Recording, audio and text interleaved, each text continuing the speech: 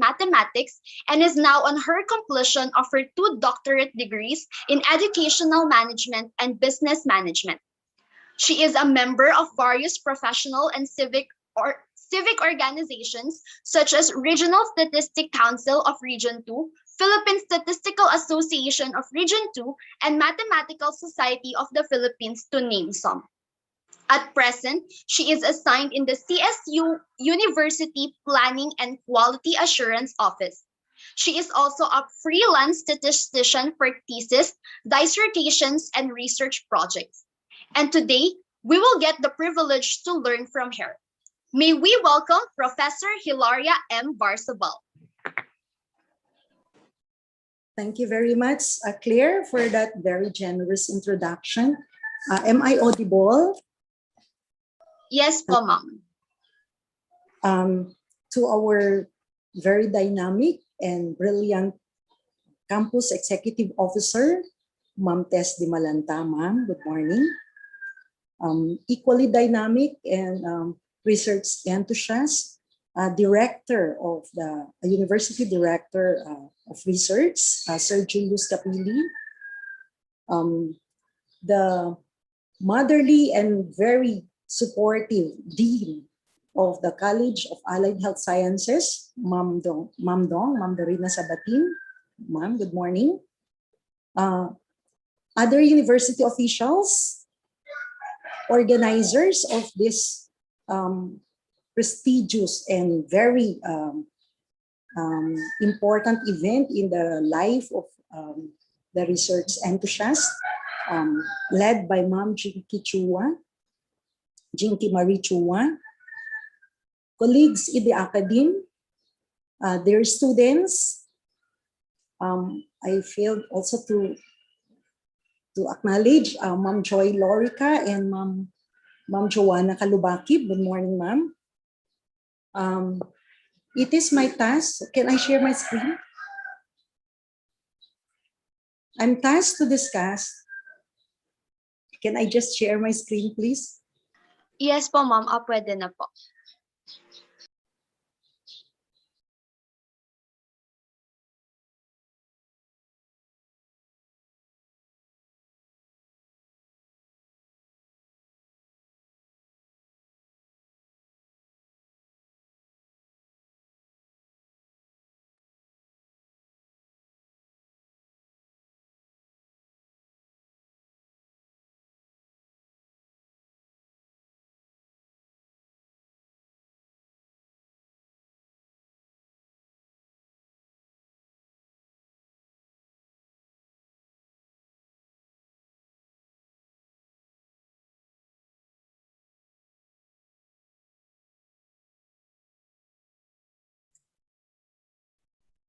Lars, I think you're on mute.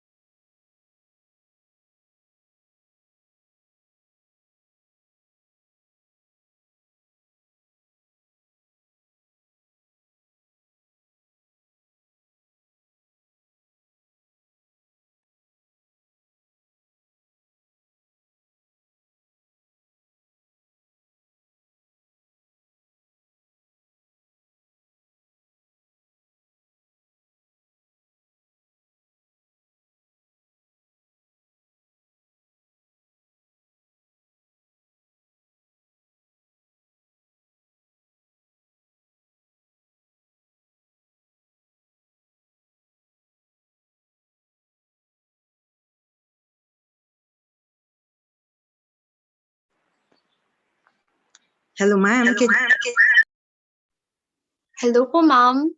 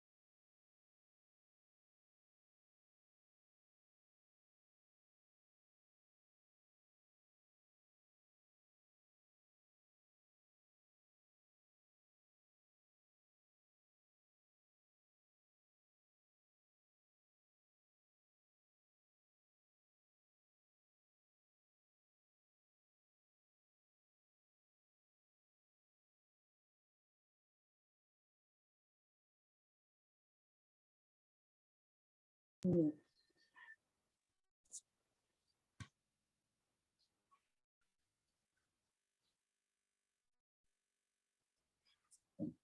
Hello, good morning. Good morning po, ma'am. Hey, Ah, ma'am. Okay. nag-feedback lang po yung audio nyo, Ma'am Lars. Yeah. Okay. That's why I'm. Okay. Can you hear me now, ma'am? Yes po, Claire, can ma'am. you Yes. hear me? Yes Yeah. po, Okay. ma'am. It's loud and clear na po. Okay. So thank you. So I'm tasked to discuss presenting data and describing analysis. Now I divided this topic because it's quite long. I divided it into three. So the first topic that I'm going to tackle is on data processing and data quality. All right. These are our learning objectives for today. We will describe the use of data handling, processing as a strategy to provide good data quality, explain techniques for providing and ensuring good quality data, and describe mechanisms for assessing data quality, examine the importance of good data quality, and recognize why errors are. All right. So as I've said a while back, I divided the data in the presentation into three parts. So we'll start with data processing. After all the necessary data that has been gathered, the next step that the researcher should do is to process the data. So what is data processing? Data processing is a strategy, or it is a series of action or steps performed on data to verify, organize, transform, or integrate and extract data in an appropriate output so that we can come up with its subsequent use. So data processing therefore entails steps and procedures. No? There are three main steps in doing data processing. So data processing entails three major steps. The first step is to categorize the data based on the set objectives or based on the purpose of the research. And then, after you have categorized now your data, you are going to code it numerically or alphabetically, and then you're going to um, tabulate or analyze the data using statistical appropriate tools. Now, in data processing, we are supposed to ensure that the accuracy of the data. Once the data has been collected, it should be checked for any inaccuracies and obvious errors. And that's the reason why I talk about data quality, because you see, it's important that before we go into data presentation, you need to evaluate, validate, and assess if the data is really of quality. And that is what we're going to do in data processing.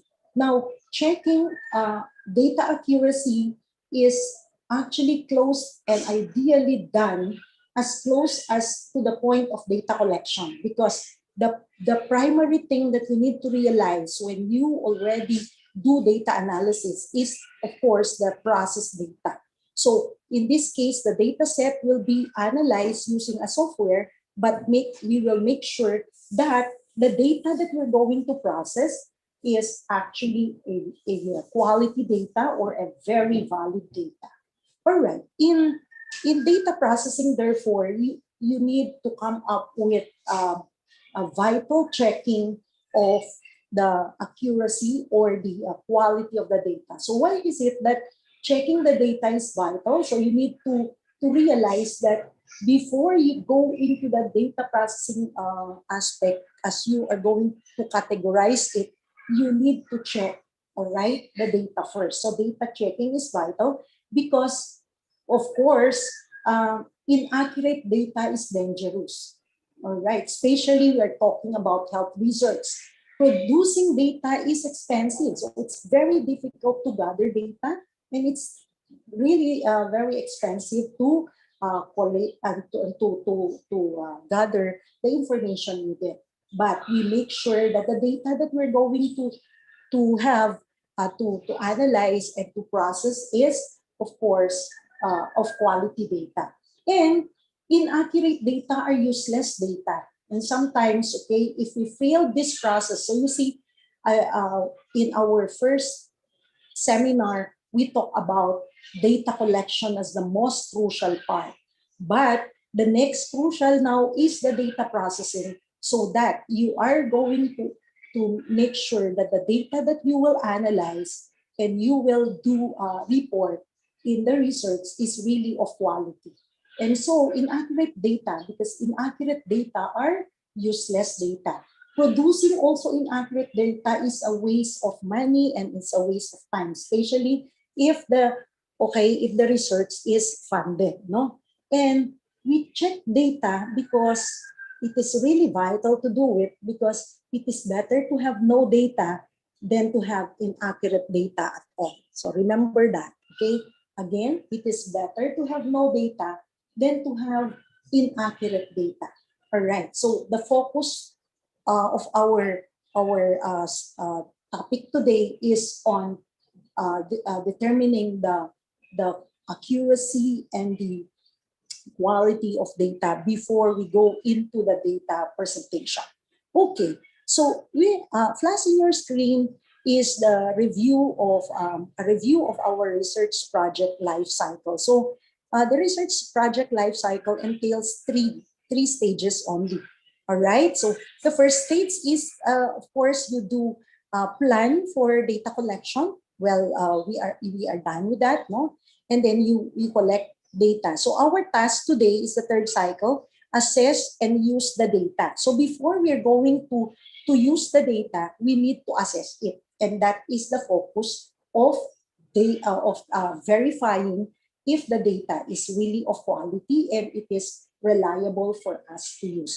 Now, when you assess and use the data, this is a way of verifying whether the data met or even exceed, okay, your criteria, met acceptance criteria, before we are going to run it using any statistical software or using any statistical method to analyze. So we are into the third cycle of the research project, because we are done during the first seminar. Okay, we are done with the first two cycles. Okay, so since it's a cycle, it is a continuous process. Now, when we assess the use of data, we are supposed to check whether the data is of quality. And how do you determine that the data that you will use, okay, that you are going to process, is of quality? There are 7 characteristics of quality data. No? So quality data should possess accuracy, and it should be valid. It should also be timely.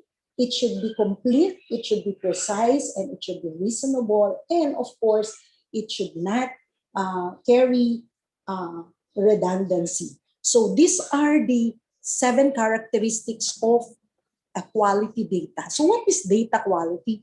Data quality can be determined as the process of ensuring that data are fit for the use intended. Okay? In other words, we go back again to the steering wheel of the research. What's the steering wheel of the research?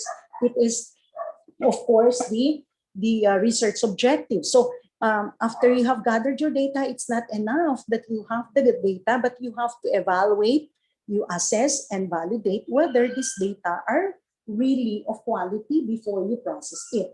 All right, and I am happy that the group of the fourth year students now who are having their research actually are applying all the things that they have learned during the first Jorney research seminar. No? So there are some who are asking me to come up with the result of analysis of the results of the pilot test of their statistic of their data gathering tool. No, okay. So when you talk about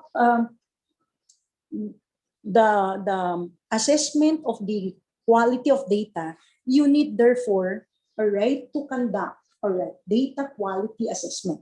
So what is data quality assessment? This is a scientific and statistical evaluation to determine if the data are adequate for their intended use. And that is what we have to go through. No? So we need now to, okay, do verification, validation, and assessment. So there are three things, or there are three uh, strategies that we need to follow, or three methodologies that we need to follow to ensure that the data that we will process, the data that we will present and analyze are of quality data.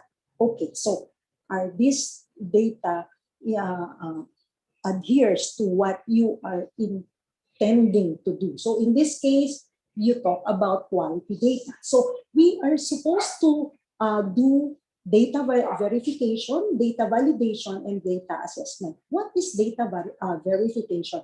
Data verification is a process of evaluating the completeness, correctness, and conformance or compliance of a specific data set against the method, procedural, and contractual requirements. So when you talk about data verification, therefore, you go back to your methodology. So you are going to look at or investigate at whether the data was gathered based on what is stated in the protocol, in the research protocol, or in the research methodology. Okay, you do also, all right, determining whether the data that you gathered is correct or complete, and it conforms with what you want to, what is your issue of interest, or what you want really to come out. So in this case, that pertains to the data verification. Okay, and it is not enough that you verified the data, but you need to validate it also. So what's the difference? When we talk about data validation this time, it is an analytic and sample specific process that extends the evaluation of the data beyond the method. So you have validated it. They need to conform with what you have written in your methodology, in the research design, and that is verification. But you go beyond verification, and that is validation. Okay? So you will not just be looking at the procedures or at the compliance, but you do analytical quality, okay, assessment of the data set or of the specific data set. And if you will do this, this is what we call now data validation. Okay, but there is another step that you need to do so that we can say that you are really doing, you are really using quality data in the research. Okay, the third is of course the data quality assessment. Now, if you talk about data quality assessment is a process to determine if the data are suitable for its specific use. So that is data quality assessment. Now, in data quality assessment, there is what we call now a visual scanning. You can use the visual scanning, all right, and check the three C's. What are the three C's that you need to look at? Okay, completeness, correctness, and consistency.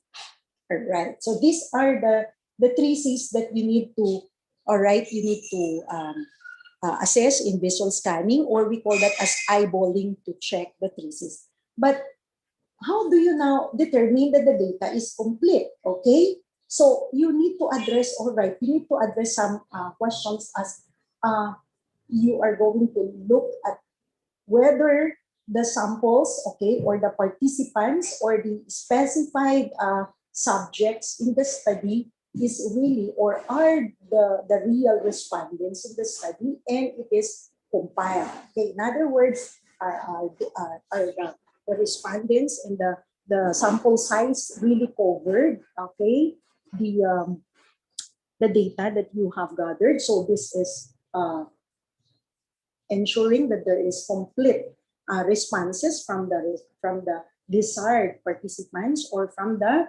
identified or computed sample size. Okay, you also look at the physical events observed. Okay, are all those important information about the observation is recorded, and how was how was the recording done, and also you talk about how the collation of the data is done, since especially that if you are talking about mixed method, quality and quantity. But my topic of course is focused on quantity research. No? Are the data elements that you are interested of, okay, are all registered? So that's actually talking about completeness, okay? And another C is correctness. So how do you determine that the data that you gathered is really correct? So you talk about the range, especially if it is a quantitative data. So is it within the normal range? No? So for instance, if you talk about family planning survey, and your respondents definitely are mothers, and therefore you notice that there are recorded ages of mothers that have participated in the survey is actually 50 plus or 60, which actually is no longer within the normal range of a reproductive age, or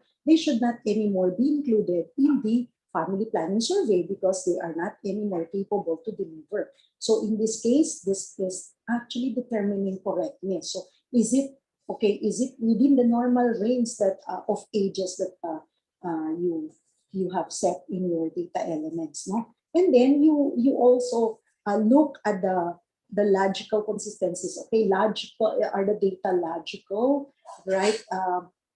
You are going to evaluate if the existing existing standard definitions used is adequate. So you have specified a certain variable and you define this variable, but you need to see whether it is really conforming to the definition of your data elements. And also, okay, you have to check on the preferential and digits that are to be used, especially for quantity measurements or quantitative research.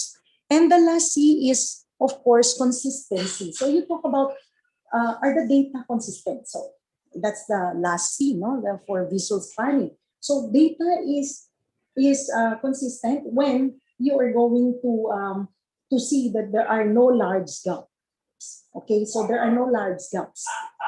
In other words, the range, okay, data have similar range as that of previous studies because there is, of course, consistency. And you talk about consistency of answers or consistency of the data. So, for example, you saw a certain data that the cause of death is ovarian cancer, but the sex of the of the dead person or of the disease is male.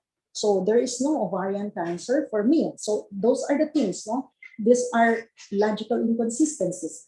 Okay, so you talk about checking also if the target or the target population is really used, so that you can claim that you really can come up with quality data. So these are the three C's of visual scanning. So the question now is, how do we therefore detect errors? Because you see, if you check quality, you have to find whether or not there are errors in the data.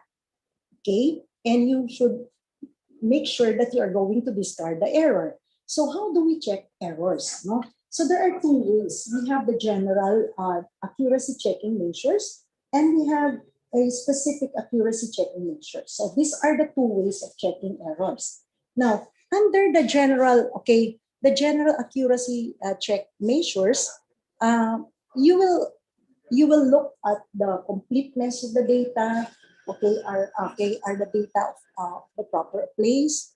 Okay, did you use friendly tools, and what arithmetic computations that are being used? But this general accuracy test is not the most commonly used test. It is the specific accuracy check that is being used, and we can use software also to check accuracy of data. No, So we come up with validity, test of validity and test of reliability of data, and we can run that in the software. No, so we have data to run, all right, whether the data is valid or it is within the range, or there are outliers in the data. So these are the most commonly used tests, no, of specific accuracy check.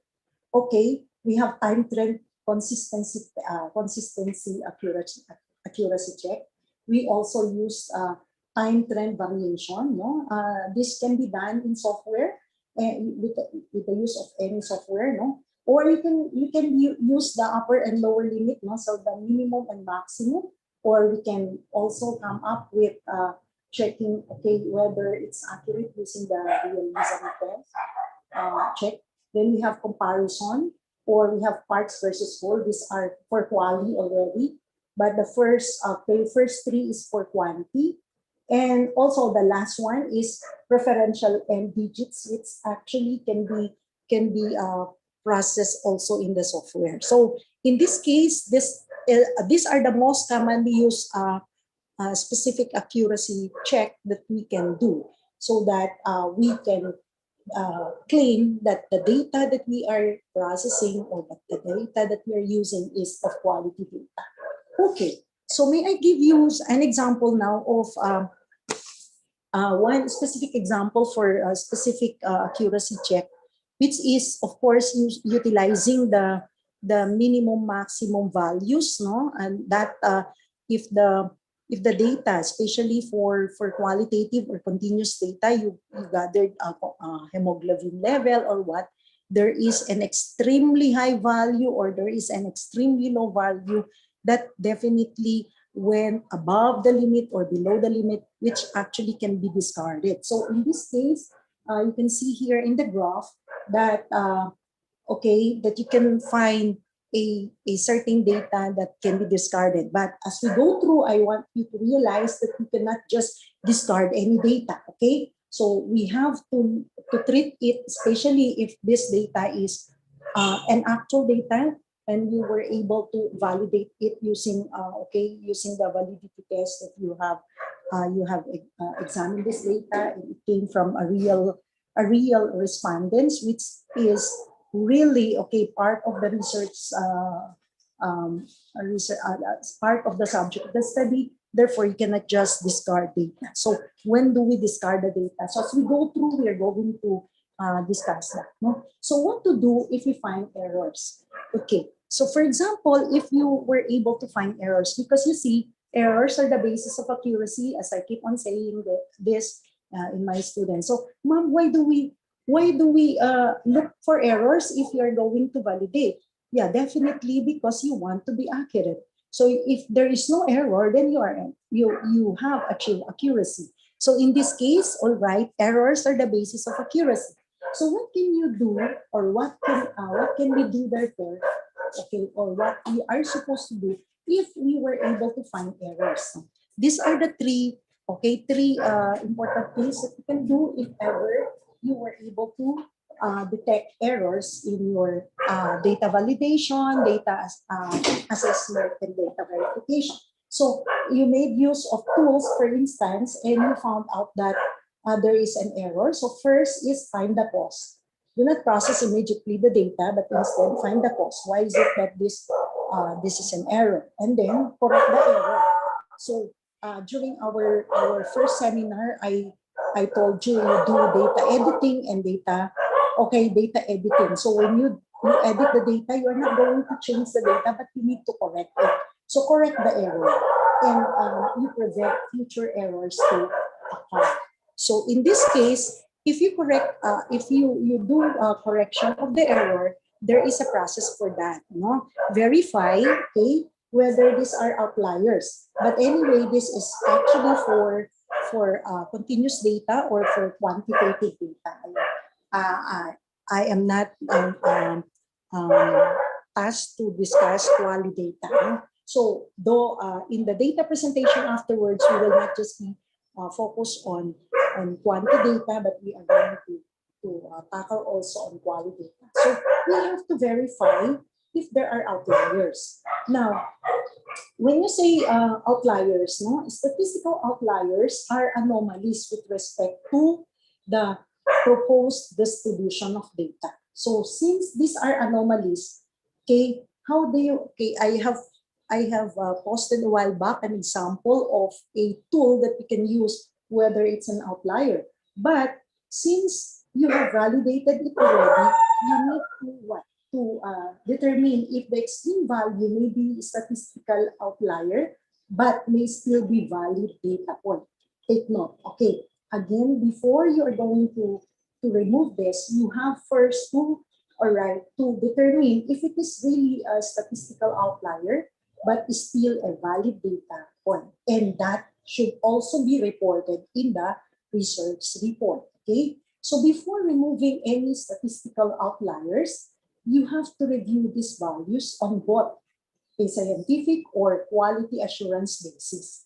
Immediately, do not immediately, by the way, do not immediately delete it. So do not delete any values unless there is a scientific or quality assurance based reason for removing the value. So in other words, you can just run both. No? So without the outlier and with the outlier, what's the outcome, and can come up with discussions on this, because in health research, there might be a possibility that you found out that this one is an outlier, but it is sufficient for you to come up with another research. It is a challenge that how come that this happened, and after checking that everything is valid, it is validated, okay, and you verified it and you assess it, and this is an actual data, it's quality data, but it is an outlier. Do not remove it, but instead it can be okay. It can be processed, and you process both. Remove the outlier, and then we will process it statistically with the outlier, or we can remove. We will include the outlier, and then we can process it, or we can analyze it with without the outlier, and then compare results. So if any data are deleted, all right, run all analysis both with or without the outlier to see the effect of the deletion. And this actually will be part of your discussion. Well, you have derived another novel knowledge in the event that you found outliers. Okay. Now, there are statistical tools to verify outliers. Okay, these are the tools that we can use. No? So as I've said, specific data checking can be done in a software. So you can use, we can use, all right, the test of normality, or we call this as the Shapiro-Wilk W test, no? Or we can test the data for logarithmic normality also, but this is not commonly used. No? The Shapiro-Wilk W test is the most commonly used. And okay, one of the, all right, the commonly used test for outliers is the discordance test. Okay, so we have the discordance test for outliers. Now these are the three, all right, the three statistical tools that we can utilize. We can utilize to do data checking. No, all right. Now after you have identified the errors, we have said a while back that we have to correct it. So there is such thing as data editing. But when you talk about data editing, so when you speak of data editing is a process which collected data is examined to detect any errors or omissions, and these are corrected as much as possible before proceeding further, before you go into coming up with the data set. No? So, when you talk about data editing, so data editing requires careful consideration. It's not a matter of, according to Ma'am Lars in our discussion in the seminar, we can anyway edit the data, but it requires careful consideration. Editor must be familiar with the interviews or the mindset. Kasi it cannot be that you say, bakit na sinabi ko? So in other words, if you have gathered your data using interview, you need to make sure that the mindset of the interviewer actually will be familiar to the editor also. The objective and everything related to the study, all right, should be considered. All right, these are the things that you need to carefully consider whenever you do data editing. No?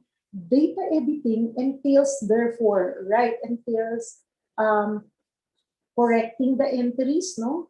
All right, that are corrected, or that are collected rather. So in this case, you correct the entries, but when you say you correct the entries, you need really to go back in the event, no? That you really wanted to come up with quality data. Go back and verify in the event that these are found erroneous. So you verify and then you do the correction, no? And then they should okay, the data editor should initial all the answers or changes they make in the data. You see, it's very important because we have said that it's better to have no data than use inaccurate data. So therefore, what we want is to come up with quality data in our research, because even if we process your research, your research output or the data collected using the most sophisticated statistical tool, right? If that data is not of quality data, then everything is useless. No? All right. The editor's name and the date of editing should also be placed in the data sheet in the event that you do data editing. No? All right. So after you have edited the data, you do the code the data. So I told you in the in the second and the third slide that there are three processes of what of the three steps of data processing. So we have data editing, then the next is data coding. So when you talk about data coding, okay, data coding enables efficient and effective analysis as the responses are categorized into meaningful classes. Well, I usually ask the students who are asking my help to do the coding already. So I instruct them, okay, and I give them explanation on how they arrange their data, because I will just run it in a software. So in this case, we do run an exact coded data set. So when you code, you are now classifying, all right? You do classification of responses, and this is done on the basis of common concepts. So, of course, you come up with the concepts based on how the objective is being stated in your study. And it is also, of course, dependent on the type of variable that you're going to code also, no? So in coding, therefore, a particular numeral or symbol is assigned so that these answers will not be so long in uh, encoding it in the Excel. Instead, you code it in such a way that the definite categories or classes of the responses are correctly assigned, okay, are correctly interpreted, so that you cannot miss anything. No? So in data coding, the classes of responses are determined by the researcher, and this should be appropriate and suitable to the study objectives. Again, what are the things that you need to realize? Go back to your study objectives, and of course, the variable identification. The variable identification and the variable functions, okay, and the functions of the variable that is specified in your research. So in coding your data, what are your tools? Okay, what are the tools that you need there? You need your objectives or the objectives of the data, and of course, the paradigm of the study, because there you can see how the variables are related to each other. No? So coding decisions are considered, okay, while you are designing also the questionnaires already. So as early as questionnaire development, you already think of how you code already the data, because the designing of your questionnaire is actually entailing now the data, the type of data that you're going to get to. So, well, coding can be done manually and can also be done through computer generation. No? All right. So after you have coded the data, you will now classify it, because we are into data processing. So when you talk about data classification, all right, how is classification be done? So classification of data implies that the collection or the collected raw data is categorized into common group having common features. In other words, all right, the data having common characteristics are placed into common group, and the entire data collected is of course supposed to be categorized into various groups or classes. It all depends, no, on the nature of the data that you gather. All right. But always remember that you will convey the meaning of the meaning of the data to to uh, to the research. In other words, you will not just collate or you will not just categorize it according to how you want it to be categorized, but instead you make sure that the meaning of the data is conveyed based on the research objective or based on how or on the purpose of the research. And that is how we are going to collect the data. Okay, as we go through afterwards, when we go to the next topic, which is on data presentation, it is very evident that you have to code it properly because you see, processing your data entails now a very good data presentation. Okay, so we have another thing that you need to do when you do data classification. There are two ways, no?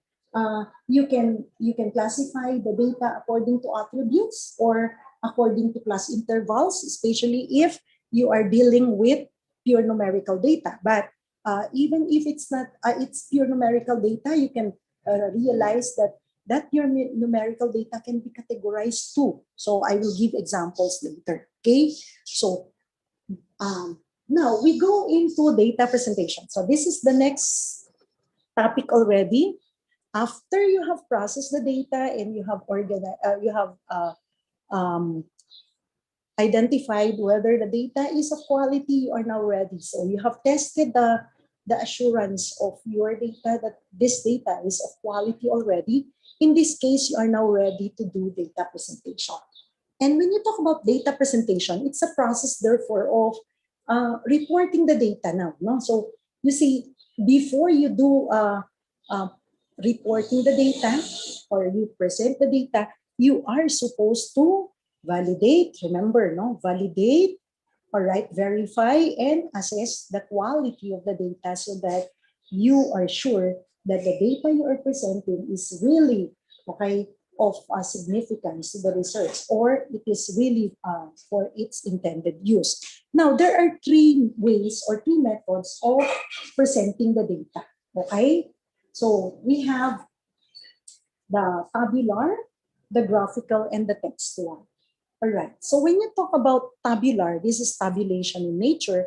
Tabulation is a manner already. So you see, we process the data.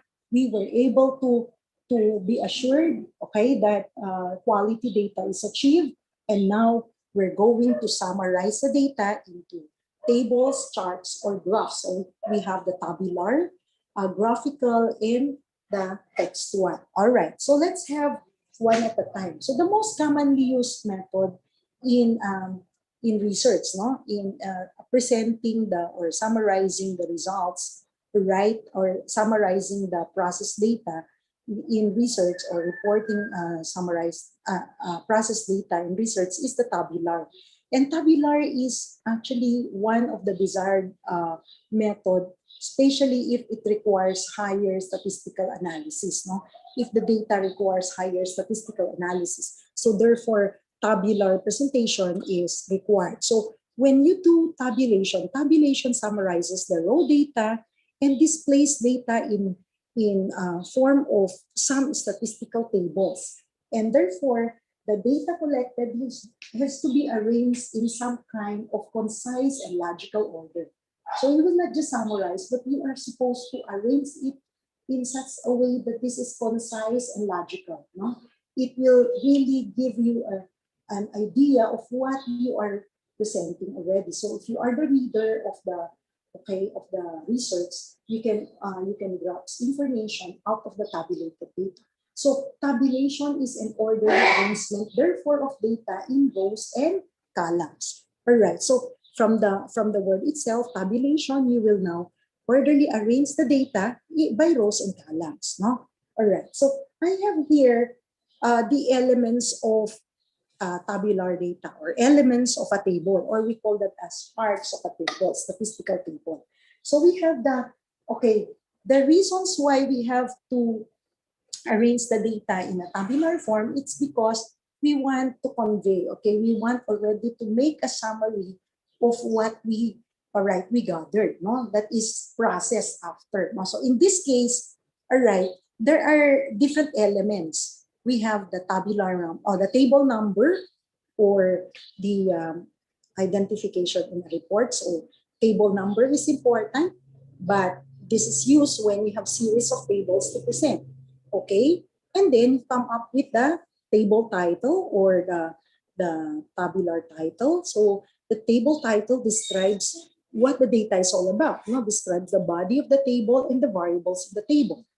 Okay, and then we have the column headings. All right, the column headings contains now the variable names, the units of variables, and if the data are secondary, especially, no, so you have to include the footnotes. Okay, footnotes to describe some columns or rows in the table. So you do also footnoting because especially if you make use of complex tables, no? All right. So these are the parts of statistical table. By the way, when you tabulate data, you need to realize that you should achieve a certain objective. So the primary reason why you have to to use the tabular method is to facilitate the process of comparison and summarization. So uh, why should I use the tabular? Why should I not just narrate it? Okay, so that is textual, no? Okay, why should I not graph it? So you should realize that you come up with a certain method of presenting your data because you have a reason, you have an objective. So if your objective is to facilitate detection of errors and omission, you can tabulate it. All right, you establish the basis of various statistical computations after, because you see this is the most commonly used whenever there is, of course, a higher statistical computations that is required in the analysis. Therefore, tabular method is required. No, so you conserve space and minimize explanation. So that's why the table itself is already a full description. All right, no need for you to come up with a very long narratives of the explanation of the data in the table. In this case, use the tabular method. So you minimize explanation and descriptive statements already. So in this case, all right, there are two types of tables. No, all right. There are two types of tables. We have of tabulation. We have the simple and okay, nauna kasi. We have the simple tabulation and the cross-sectional or the complex tabulation. All right, when you talk about simple, so I want you to come up with simple tabulation na lang. Again and again, I want you to realize, okay, we have to look at this. Now, the very objective why you are going to, all right, present it in a table is actually dependent also on how your objective of the or how the purpose of the research is to be answered. No, so in this case, the simple table, okay, the simple tabulation is actually utilized when you are going to present a single variable showing only one important property. Simple siya, okay? Or your table is clear if it is very simple. Don't anymore use cross-sectional. The old school, okay, the old school people are questioning. I want you to go back to simple. But you see, the simple table depends now. Okay, you presented the simple table because this is how your objective is being narrated. Okay, this is the purpose of your study. Therefore, you present now tabular data. Okay, you are going to present tabular data in a simple way. So you will have to come up with just a simple variable or single variable showing one important property of that single variable. But is that the way you have stated your objective? But if you have stated objective that you are going to make a comparison, okay, so you do comparative analysis, you do correlation, you do determine association, and so on. So it's required that you're going to use cross-sectional table or complex tabulation. So complex tabulation, okay, actually is used when you have more than one variable with a number of separate properties that are to be exhibited. So you have to study the basic principles of tabulation. No? So therefore, you are supposed to realize that you tabulate it because you want that your data, the data that you gather, is conveyed concisely and it is precisely understood by the readers. And of course, you can also come up with a higher statistical analysis on it. No, so let's have a simple, okay, a very simple example. So this is the different part. These are the different parts of a statistical table, by the way, as I have identified. So we have here a very simple example. Can you see my example? All right. Are you still there? Yes, Hello? ma'am. Yes, ma'am. Yeah, thank you. All right. So this is a very simple example, all right? I want you to, okay, to check because sometimes I am hesitant to check already if it is already bounded and you are asking me to sign, especially if I set down in the panel. All right. There are a lot of our students who are writing table titles to be this way: frequency, percentage, distribution of respondents according to sex. But you see, it's already obvious. That's why we have different parts of statistical table, and these parts actually convey, right, its the function. No? So in this case, we have here table 1, for example. All right, if you try to read already the title, it will now give a summary of what the body is all about, what the data is all about. So what I'm presenting here is the distribution of patients positive with COVID-19 virus. Nakalimutan ko, by sex. Okay, but anyway, even if, or according to sex, even if I will not write anymore according to sex there, but there is already a what? A column caption, right? Which definitely represents the values there, no? So, or the description or the category of the variable. So what I am representing here is, of course, the data on the, all right, on the comparison. So I want already to differentiate how many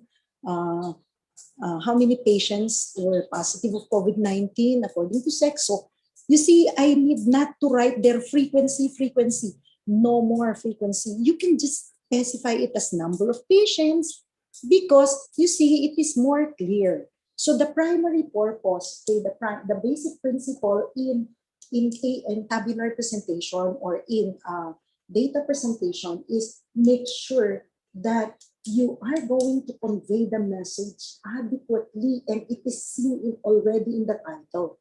All right, it is seen in the title. Frequency, percentage, distribution. Well, okay, this has been a practice, but this time, okay, everything is changing, but we need to change for the better. So this time, let's improve how we are going to title our tables. So this time, our table should not be a frequency, percentage, distribution of respondents according to sex. And who are your respondents? So from here, you'll notice, no, that it is already specified, even if it's a very simple table, but the way you're going to title it, the title of the table conveys the message. All right, the title of the table describes what the data is all about already. So this summarizes what the data is all about in the table. So here, distribution of patients positive with COVID-19 virus. So you can include example ko lang naman to. So you can include the what is this, the source. So in Tuguegarao City, all right, or distribution of patients positive with COVID-19 virus at Cagayan Province, at ano to, People's ano yan? People's General Hospital. People's ba? Or I don't know. Okay, People's Emergency Hospital, whatever. So in this case, you can include that. But here, I did not include the source. So we have here, kasi sample ko lang. So we have here very simple table. You can immediately grasp the meaning. You can see that it is adequately labeled, and you are referring to to the distribution of respondents according to sex. No, so here you will not anymore specify percentage distribution or percent distribution. Very obvious na nga, nandun na sa column caption, tapos iulit mo pa sa title, okay? So no more, no? So again, don't give redundant descriptions. All right. Now, this is another example. Again, this is still simple table. All right, table 2. So there is a table number, distribution of patients, okay, of patients positive with COVID-19 virus according to smoking behavior. So this time, your study is on smoking behavior now. So we have the smoking behavior of patients with COVID-19.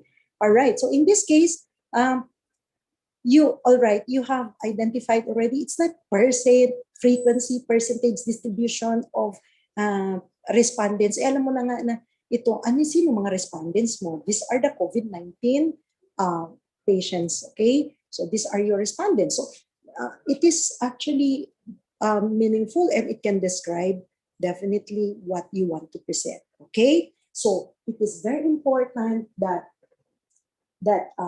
you're going to be distinct, all right, in your title, no? Okay, so the usual errors that are the usual, well, it's not errors, but the usual practice, accordingly, sometimes we'll say that's ethics, no? Sometimes, since everybody's doing it, it's also all right. Bakit din ginawa ni ganito? Nag-base lang naman ako sa kanya, hindi naman, okay, na-publish naman. So, well, okay, it's all right. But the point here is at least we can do better. All right, we will improve because we are continuously learning. No, all right. So what I have here is an example of a cross-sectional table. So this is a cross-sectional tabulation. All right. Table 3: distribution of patients with COVID-19 virus according to sex and smoking behavior. So since I arrange it this way because I want to do an association of smoking behavior to that of sex, for example, because if that is what is written in your objectives, then you have to arrange it that way.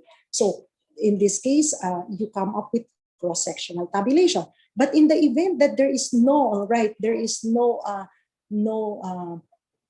requirement in your objective that you are supposed to cross-tabulate it, therefore, you have to present it in a simple table. So again and again, the steering wheel of our research is our research objective. So the way we present our data is also mirrored from the research objective. All right, so you notice here, no? So we have the smoking behavior, the smoker, all right, the sex, and so on and so forth. That it's very clear. What did I use? I did not use frequency anymore, okay? But you see, I did not come up also with percentage. But another cross-tabulation. So this time, let's have an exercise. Okay, suppose your research objective. So I told you a while back that your arrangement, okay, and the choice of the type of table you're going to adopt depends on how you frame your research objective. So in this case, all right, suppose that we have here the research objective. So the research objective is to determine if there is a relationship between the smoking behavior and sex of patients and type of symptoms, which of these two dummy tables, okay, is most appropriate in answering this objective. So class, in your screen, may I now ask you to please type your answer, students, if you are there. Okay, which of these two dummy tables? So we have here cross-sectional tables, all right? Dummy tables, no? That can address the objective. So your objective is to determine if there's relationship between smoking behavior and sex of patients and type of symptoms, which, okay, of these two tables therefore presented below, table 5 or table 4, the appropriate way of presenting your table. So type your answer. May I see if there are participants who are alive? Okay. Or you may unmute your microphone and answer. Okay. So Ma'am Dong is saying it is. Thank you, Ma'am Dong. Right. So it should be table 5. Okay. Thank you, Ma'am Dong. A very active participant si Ma'am Dong. So it should be table 5, no? Distribution of patients according to smoking behavior, sex, and type of symptoms. So you see here in table 5, you are guided with of course associating the smoking behavior to that of the type of symptoms that the patient have displayed, and you can already associate it also to their sex, no? Okay, so from there it is very important, no? It is really very important that you really come up with a right data presentation. Okay, do not just arrange your data according to how you want it, but instead you are supposed to be guided with the blueprint. What is the blueprint? It is, of course, your research objective. All right, so I have here one table which definitely is a pure numerical data. So when you are dealing with pure numerical data, when you say pure numerical data, it's quantitative. What are examples of this? Ages, no? So age are quantitative. You can do gather data using qualitative for age, but you have to quantify it later. But since, for example, you gather the ages of the patients and the actual age are being given, all right, you can therefore come up with a tabular presentation for this, and this is what we call now interval presentation. But here, you categorize already the data according to age grades, no? So you have to compute the interval and then you come up with, okay, with a distinct interval, no overlapping intervals. Sometimes there are some students who are asking asking the faculty members to answer a questionnaire, and that their intervals are overlapping. So you notice here there is a distinct values in its interval. There's no overlap, no? So in this case, this is just an example of a pure numerical data, which is a simple table, okay? Tabular presentation. You can also come up with percentages if you want to, okay? So what I did only is, sorry, I am receiving a call. I don't know who is this, but I will just, okay. All right, so I'm preoccupied. I am supposed to do internal audit, okay, of the Sanchez Mira campus. But anyway, I have to attend to this because this is equally important, and it is scheduled prior to the Sanchez Mira. But anyhow, okay, we will finish ahead of time siguro. I can already come up with the meeting. So I'm supposed to join the meeting pero hindi pa ako nakapag-join. Okay, so may tumatawag. Oh my God. All right, so sorry. May nagiging preoccupied na istorbo tuloy ako. So we have here the pure numerical data, which is simple. Now, the next example that I am giving you is actually a cross-sectional tabulation, but it is entailing numerical data also, no? But I have done a mistake there, and please make sure, so that I want to know whether I am really with you, or you're listening, or you are really learning. Okay, what do you notice on the table? All right, is this right? Okay, what mistake? I intentionally have done an error there. So what is the error in the table? Anyone? You can type your answer in the chat box. Hello, sir, ma'am. Okay. There is an error in the table, but may I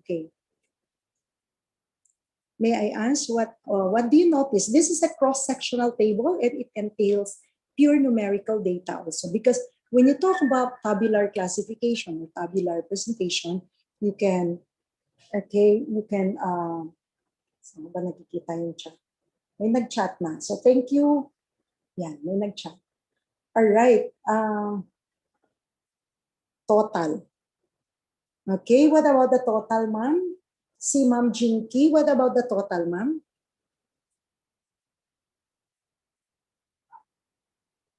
Yes, Ma'am Jinky. So there's an error now. It's on the total. Thank you, Ma'am Jinky. Okay, what about the total, ma'am? So, yeah, correct. Very good, Ma'am Jinky.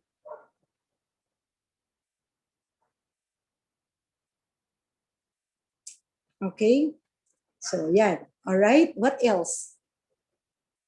Okay, you notice that I really intend to come up with an error so that I'll see if we can detect already. So if you can detect, it means that there is learning that took place in our discussion. So another error that I committed there is, of course, the title. All right, the title. The title itself is actually incomplete, no?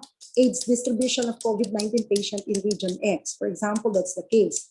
All right. Uh, what about the AIDS distribution? You'll notice here we have also sex, we have also residents and non-residents of region X. All right. So is that the right title? So it does not convey. You see, even if you have arranged it according to my objective, I need to address it with, of course, a cross-sectional table because it entails association or it entails comparison. Because you see here are the COVID-19 patients in region X residents of region X or non-residents of region X. So I divided it, no, residents and non-residents, and then we have also by sex, so we have male, female. But of course, there's something wrong with how the total is being specified. So here you make a comparison, kaya nag A and B, but there is a grand total of A and B specified doon.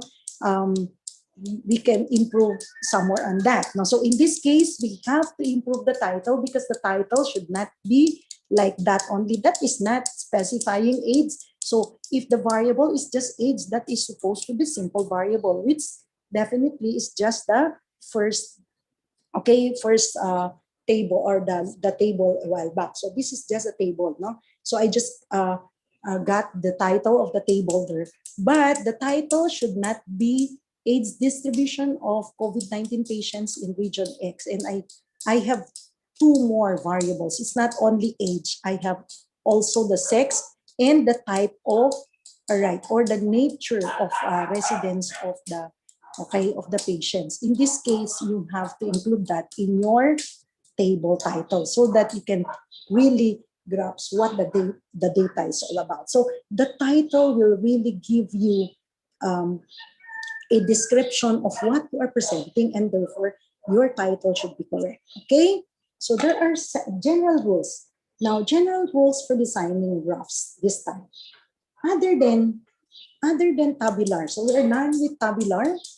Okay, other than tabular, you can also design your data presentation using graphs. And these are the general rules in graphing. Well, even if you tell me that we can just use software to aid us in graphing our data, we should also make sure that we are going not to be slave with the software, but instead we should know why are we using such type of graph. No? So we have, all right, we have the following rules. Graph should have a self-explanatory legend. In other words, when you talk about graphical models or graphical method of presenting data, okay, graphs are visual representation of data. In other words, your data is being visualized with the graph. And it will already be a self-explanatory, um, data processing or data presentation. So in other words, when you talk about graphs now, the readers actually can understand and grasp the information because we have pictured out or you have visualized the data. Okay, axis should be labeled with units of measurement or with the units that you have made use of, and indicate that units. No? The scale are important, and origin points should start with 0. Otherwise, you are going to break it. Okay? So if it is not 0, you have to break it. Avoid graphs with three-dimensional impressions. It may be misleading, especially for research. Okay? So you have to make sure that you are visualizing the data, and the reader might visualize it less easily if you make use of three-dimensionals. Okay, now the most commonly used graphs for pure numerical data is the histogram. So since my task is to do data presentation, okay, using quantity, all right. So if you want to present data that are pure numerical, for example, ages and so on, and it's pure numerical, you have to draw a histogram, a frequency histogram, okay? So frequency histogram, there's a difference between a histogram and a bar graph. This is not a bar graph. If you notice that the data is presented in this manner, yeah, as if it is a bar graph, but there's no space, no, in between. This is a histogram. Okay, this is not a bar graph, but it is a histogram. All right. We normally present frequencies and percentages. Okay, so we have frequencies and percentages. So, for instance, we have here a okay, a an example of tabular, at the same time bar graph and a pie chart. No? So table 3, method of delivery of 60 babies or 600 babies born in a certain hospital. So this is the tabular presentation, and it's clear, no? So we have here, okay, I keep on saying that we are not supposed to, frequency, percentage, distribution of babies delivered in St. Paul Hospital or in People's Emergencies. No more, no? Method of, okay, method of delivery of 600 babies born in a certain hospital. So what is your variable there? What's the category? Okay, how did you categorize it? It is now not anymore categorizing the frequency only, but it is the method. In this case, you have normal delivery, percept delivery, and cesarean section. So in this case, we come up with number of births, or number of births, or instead of putting frequency there, it is specified as number of births or number of babies delivered. Pwedeng ganon, no? Okay? And then you compute now the frequency, or the percentage rather. So this can be pictured out using a what? A pie chart. Okay, a pie chart is a circular graph that actually is not versatile. Now, when you say it's not versatile, you cannot use the pie chart in all types of data. Okay, we can only use the pie chart if the data that you are presenting is actually a component part that comprise the totality, or that comprise the whole. In this case, pie chart is used. No? So what is the beauty of coming up with a graph? Okay, graphical display of your data. It is actually very easy to interpret. It is very easy to grasp the information that you want to convey. And looking at the graph, immediately you can say, all right, there are more normal delivery pa rin. Okay, in other words, you can immediately grasp the information. No? Okay, and then what is the purpose? Why pie chart? Pie chart is actually a graph that is used when you want to show relationship of parts that makes a whole. So it's again dependent on your objective. Do not just present your data, okay, because in a pie chart because you want to draw a chart. But what is your objective? What do you want to convey? So you want to show, okay, if your primary objective is to show relationship of a part that makes a whole, you want to make a comparison of the component parts, okay, then you have to use pie chart. All right. Next is the bar graph. Bar graph is the most versatile type. By the way, there are two types of bar graphs, no, or presenting data in a bar. Okay, bar graphs can be a horizontal bar or a vertical bar. What is, okay, what is the the example that I have here? This is a vertical, okay, this is a horizontal bar, and a horizontal bar is used when you want to depict or you want to emphasize the category, okay, the categorical information, the category of the data, okay, horizontal bar. But you want to convey the magnitude of the data. So in other words, you want to convey the magnitude of the category, then you have the vertical bar. Okay, so what we have here is horizontal because you want to convey the method of delivery. So your purpose is to emphasize the method of delivery, and therefore the bar graph is used, but it's a horizontal bar. Okay, other than the bar graph, all right, other than the bar graph and the pie chart, you can also have other type of graphs which are used for health research, no? Especially in health research. No? So we have here the box and the whiskers plot or the box plot. No?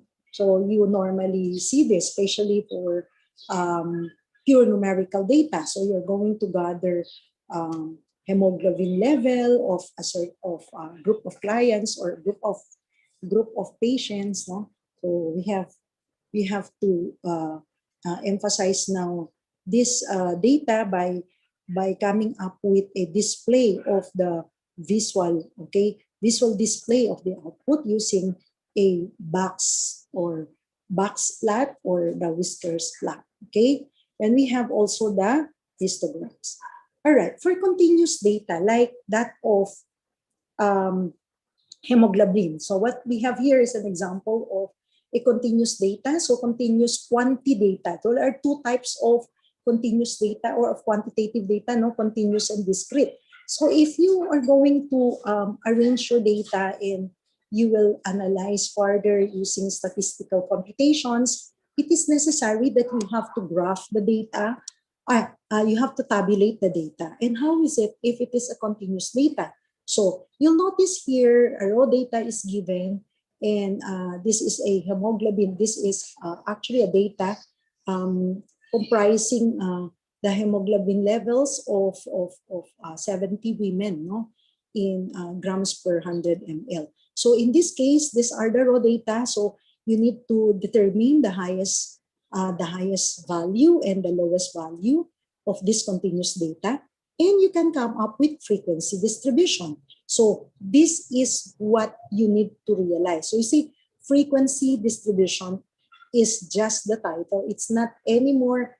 All right. Or you can come up with saying uh, um, distribution of hemoglobin levels of 70 or of women, whatever women is this, or of um, mothers, whatever women that you have gathered, and you can come up with a better title. So, or you will just have it that way, no, frequency distribution, showing now the hemoglobin level because it is already subsumed in the column captions, and that's why the different parts of statistical table or the tabulation is emphasized that they have their own role. Do not make it redundant. No? So in this case, you'll notice that it can be understood that this actually is a distribution of hemoglobin level of 70 women. Okay, because you can see the total, you can see the percentages. But you see, it's not frequency, percentage, distribution of hemoglobin totally. Okay, in other words, okay, your title should be brief and concise, but it can explain or it can be a standalone description of what you are presenting. So here, you'll notice here that, all right, this is pure numerical, and therefore you have the lowest, which is 8.8. So 8 and above, 9 and above, and so on. And since the highest is 15, okay, 15.1, so 15 to 9, okay, to 15.9. So that's it, and then you just tally it and you come up with the classification. So it is possible to take therefore continuous data such as hemoglobin level or systolic blood pressure level or whatever, no? So you might say, Ma'am, it is very difficult to present. Stata can do this, all right? You just give the, all right, you give the raw data, and the Stata can present the data for you. All right. Another type of graphing, okay, or another type of presenting the data in a graphical model is actually the line graph. Line graph is not also versatile, no? Line graph is used only if there is time element in the data. So the data is continuous, and it is actually carried out with time elements. So in this case, line graph has a particular distinct characteristic. If you, for instance, will develop a model, particularly linear regression model in your research, or you're going to develop, for example, you are going to conduct linear comparison of any variables, okay, then the data that you gathered has actually something to do with, or has something to do with continuous data that happened in a certain period of time. Therefore, you can use the line graph. So line is not versatile. It can only be used when there is continuity in the data, and that there's time element, okay, time element in the data. So let's take this example. So we have PB cures in percent of municipality X from 2008 to 2012. So you notice 2008, 2012. Now, what is the primary objective here?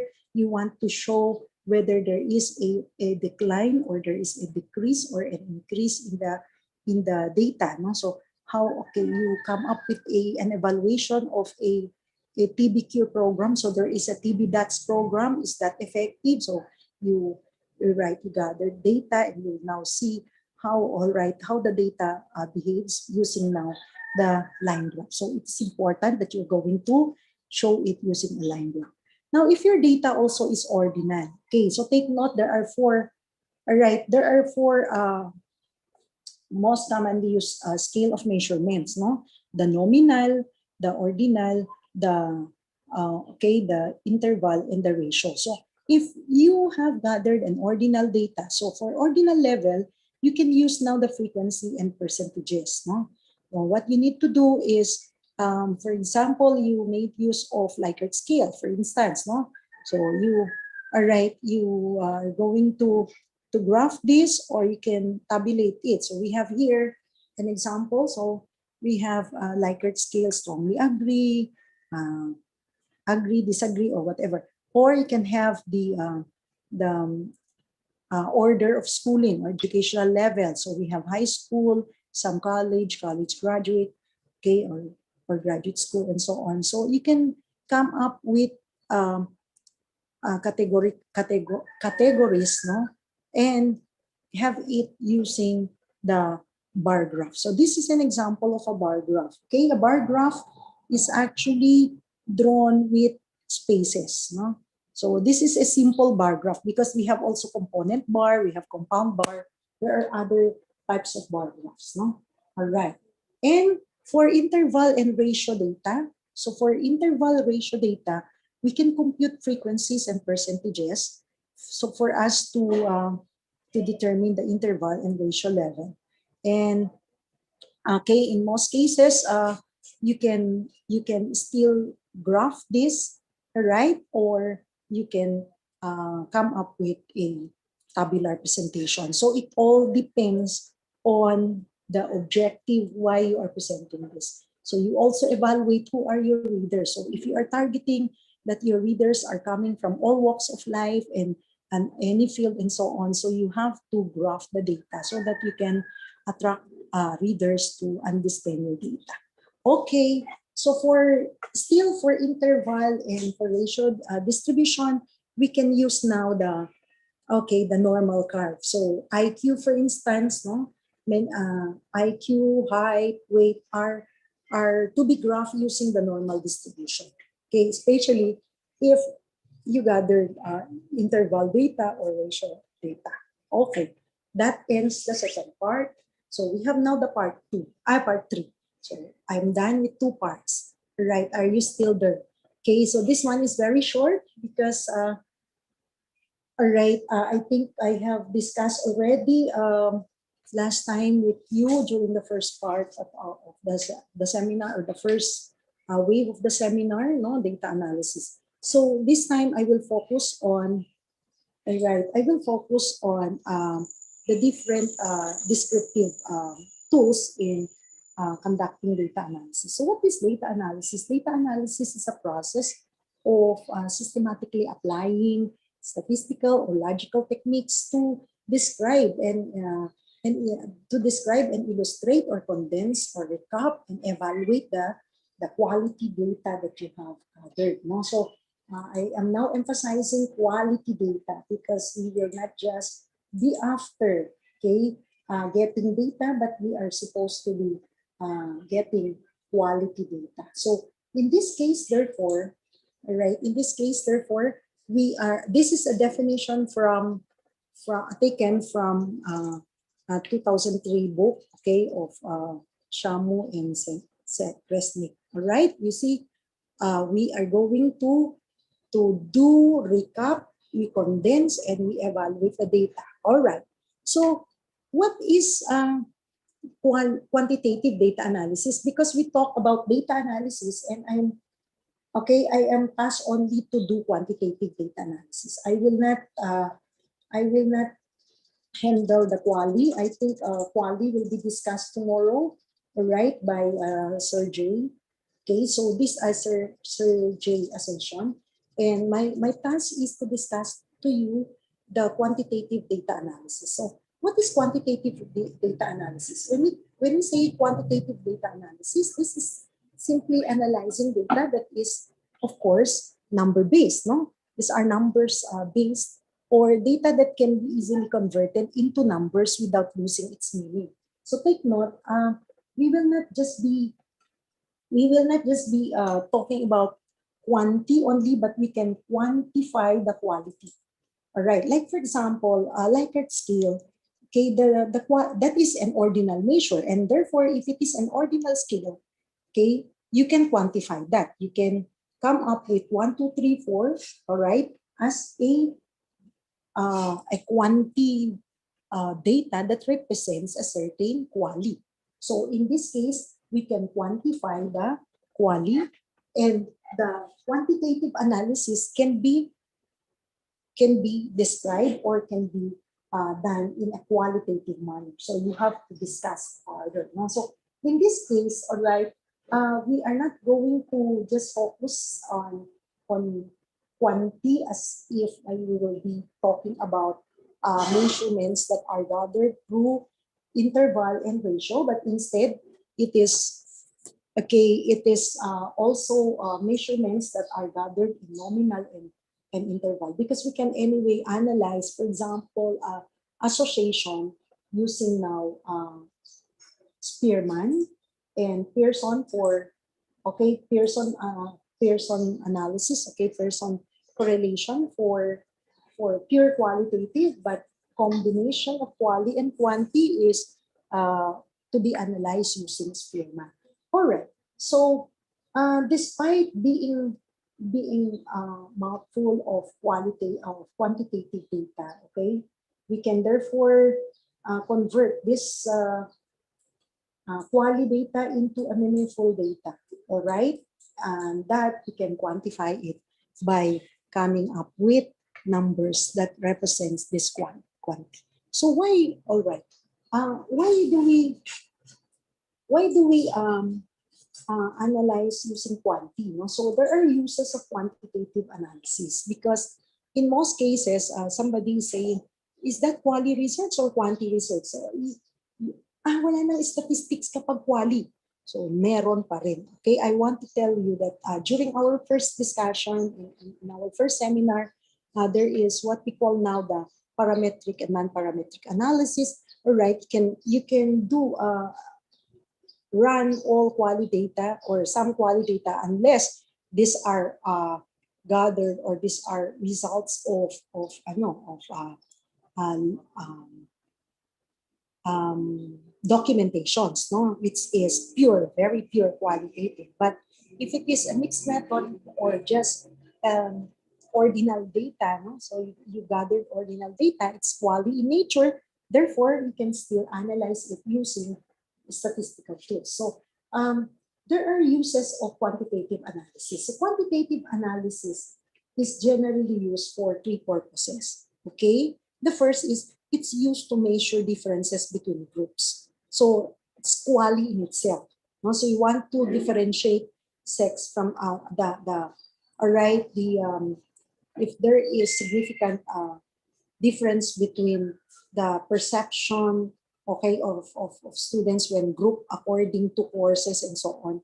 All right, in this case, on the vaccine hesitancy of okay of senior citizen, no, for example, you want to make to group this, no, so we have the early seniors, the middle seniors, and the late senior citizens, and you want to differentiate, okay, we can therefore use the quantitative analysis, no, and then it is used to assess relationship between variables, and it is used also to test hypotheses in a significant rigorous way. So these are the different uses of quantitative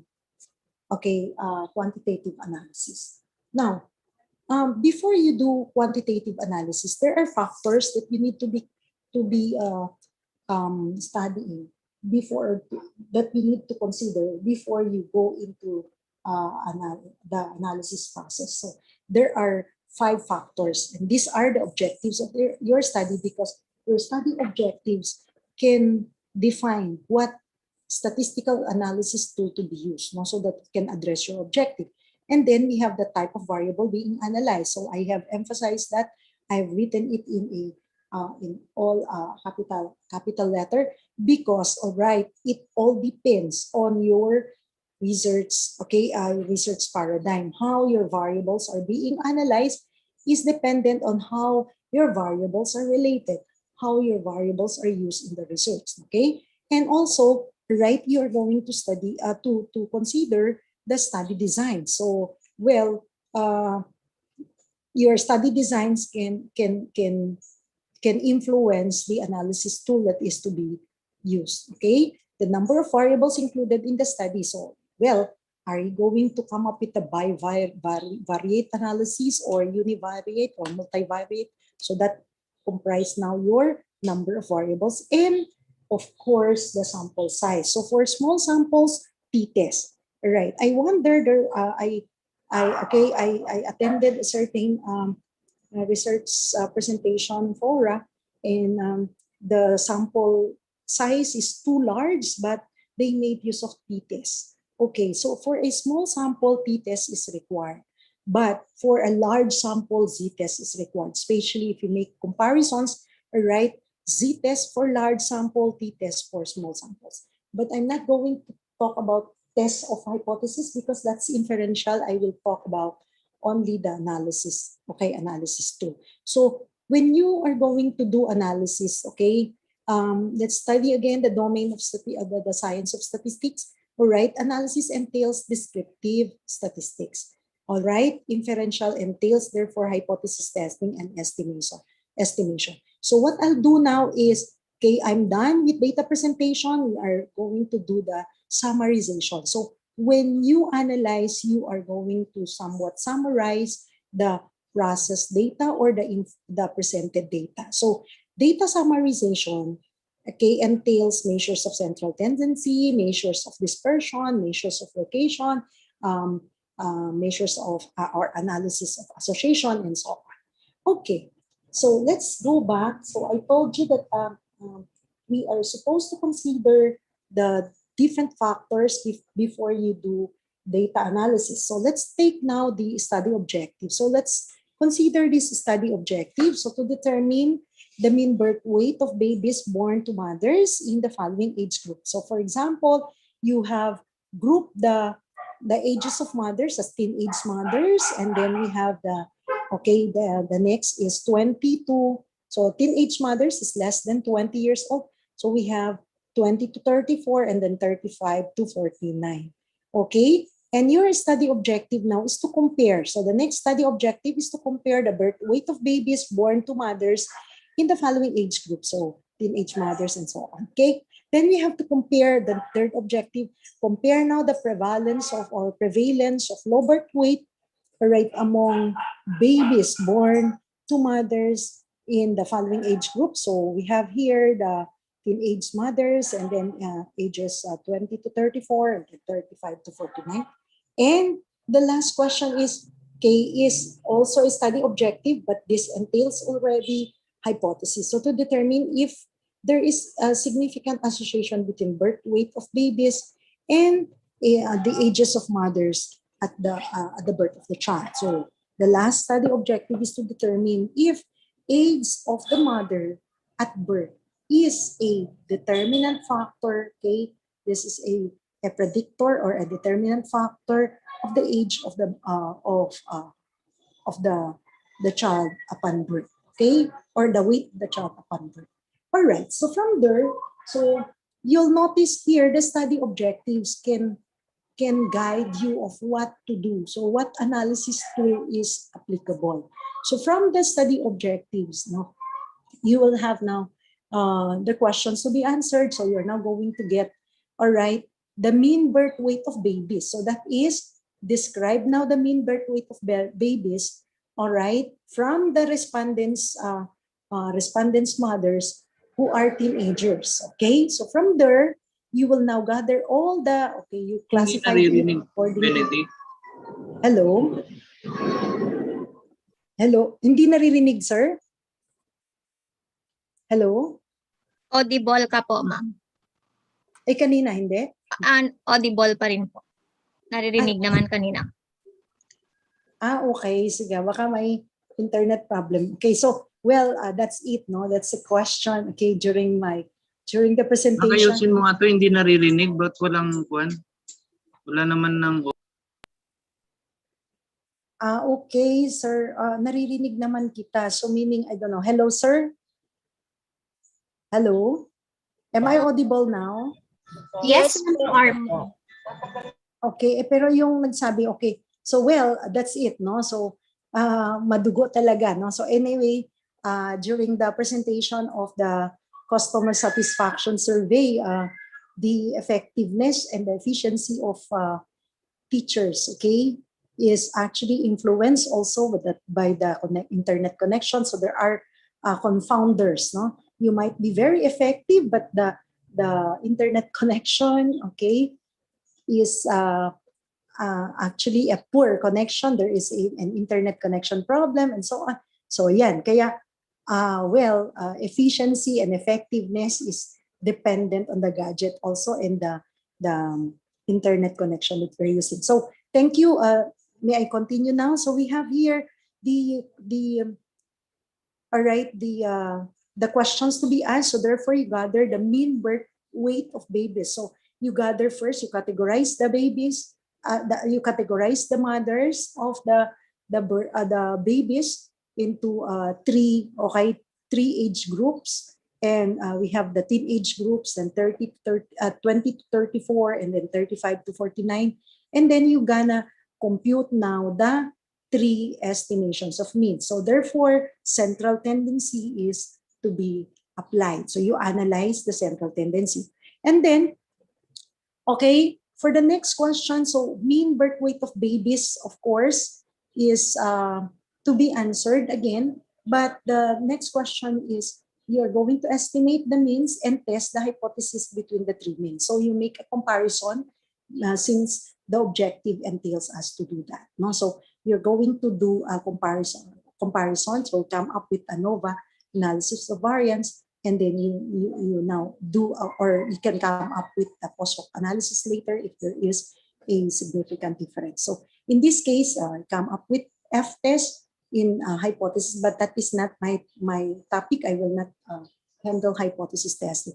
And then you talk about prevalence. Okay, so prevalence of low birth weight among the three age group of mothers as specified in the objective. So you have to all right, to determine now the number of low birth weight from each age group of mothers, no, of these babies. So you need to measure the birth weight of these babies and come up with the prevalence by counting how many are low birth weight and how many in each age group.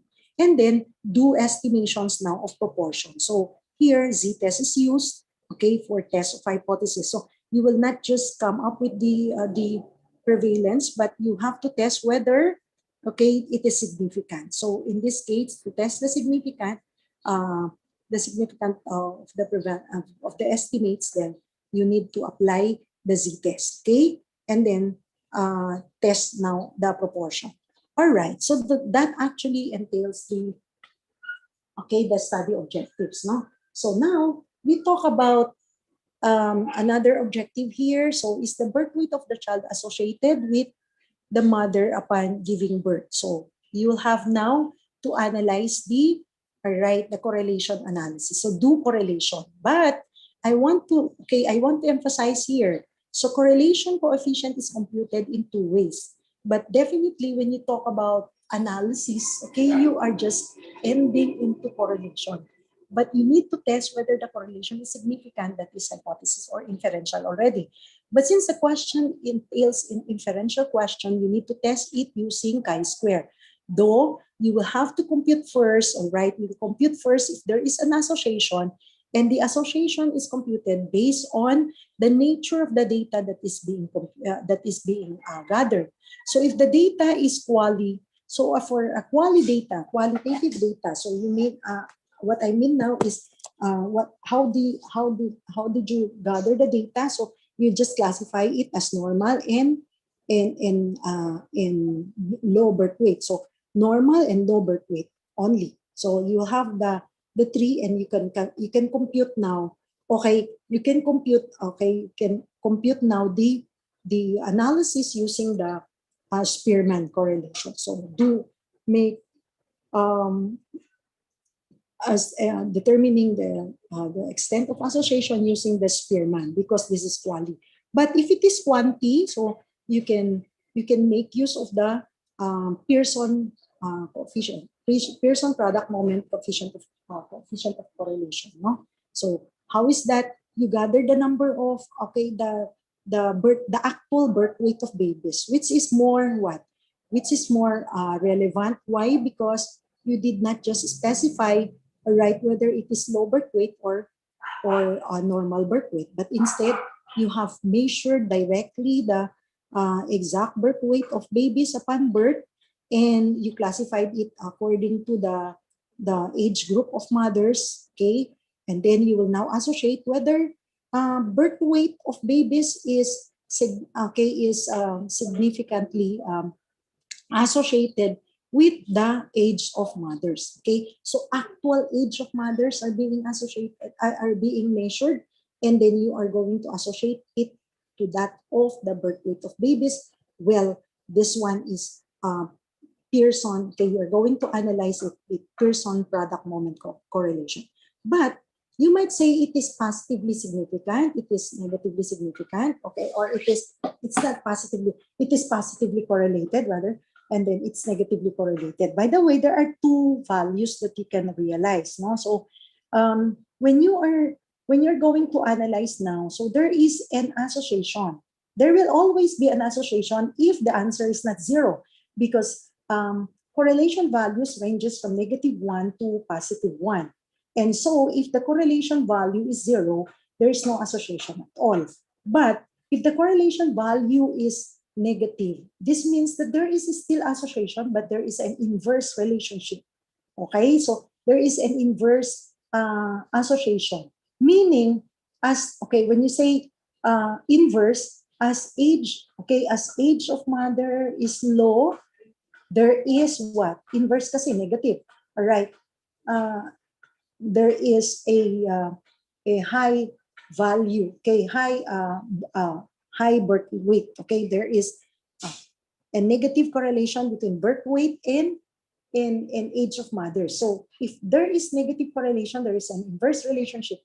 So as age of mother is low, or as the mother is giving birth in young age, okay, the birth weight of children, or the birth weight of babies is higher. Okay, so mas mataas yung mga, kung sakaling ganun ang result, no? So how do we describe? So yun kasi yung sinabi ni Ma'am Jinky na we're going to describe the analysis. So in other words, you will not endure. So it is not a matter of analyzing using only the, okay, using only the run data. So the data is provided to you, so you provided it to the statistician, and the results is given. As to the question of how you are going to describe those, okay, how to label. So you will see that there is an R value there, especially if it is Pearson correlation. So there is an R value, and the R value is either negative or positive. If it is zero, then there is no correlation. So if the value is negative, then there is an inverse relationship. If the value is positive, then there is a direct relationship. So what is the meaning of direct relationship? As the age of mother is high, right? The older the mother, okay, to give birth. For example, that might not be the result, no? Okay, the better the birth weight, or the heavier the birth weight of babies upon birth. So that's the meaning of a direct relationship. But by the way, what Ma'am Jinky, I think, is asking you to do is, how will you describe? Because you see, it's true that we will be providing you the results of the study, but you need still to be guided. What is the meaning of all those values that are written in the process data, or in the stata result? For example, you ask me to run your data. Of course, I will run it, and I will feed you the result, and then I'll say, okay, significant, not significant, because something like that. All right. The point here is, you should also not just stick on the significance or not non-significance of the result, but instead you also look at the other data analysis that are done in the processing of your data. And that's the meaning, no? So here you will not end there, because this data can, okay, or the EpiInfo or the software, the SPSS, can just provide you probability values, and most of the time, okay, students are missing important values in the results. Okay, so what do you need to look at? You can also look at not just the probability value, but it's the coefficient of correlation and the likelihood. So sometimes, especially if it is chi-square, so you make use of chi-square for test of association if Spearman ang ginamit, if the data is quali. All right, in this case, we look at the significant values there that are provided to you, and you can discuss it, because this is meaningful in your study. So there is a correlation, but is it significant? That is test of hypothesis. So the test of hypothesis will tell you whether it is significant or not. But you will not end there. You need to know, okay, and answer if, all right, there is really an association, and if the association is negative, or if the association is directly influencing or inversely influencing, because there will always be association.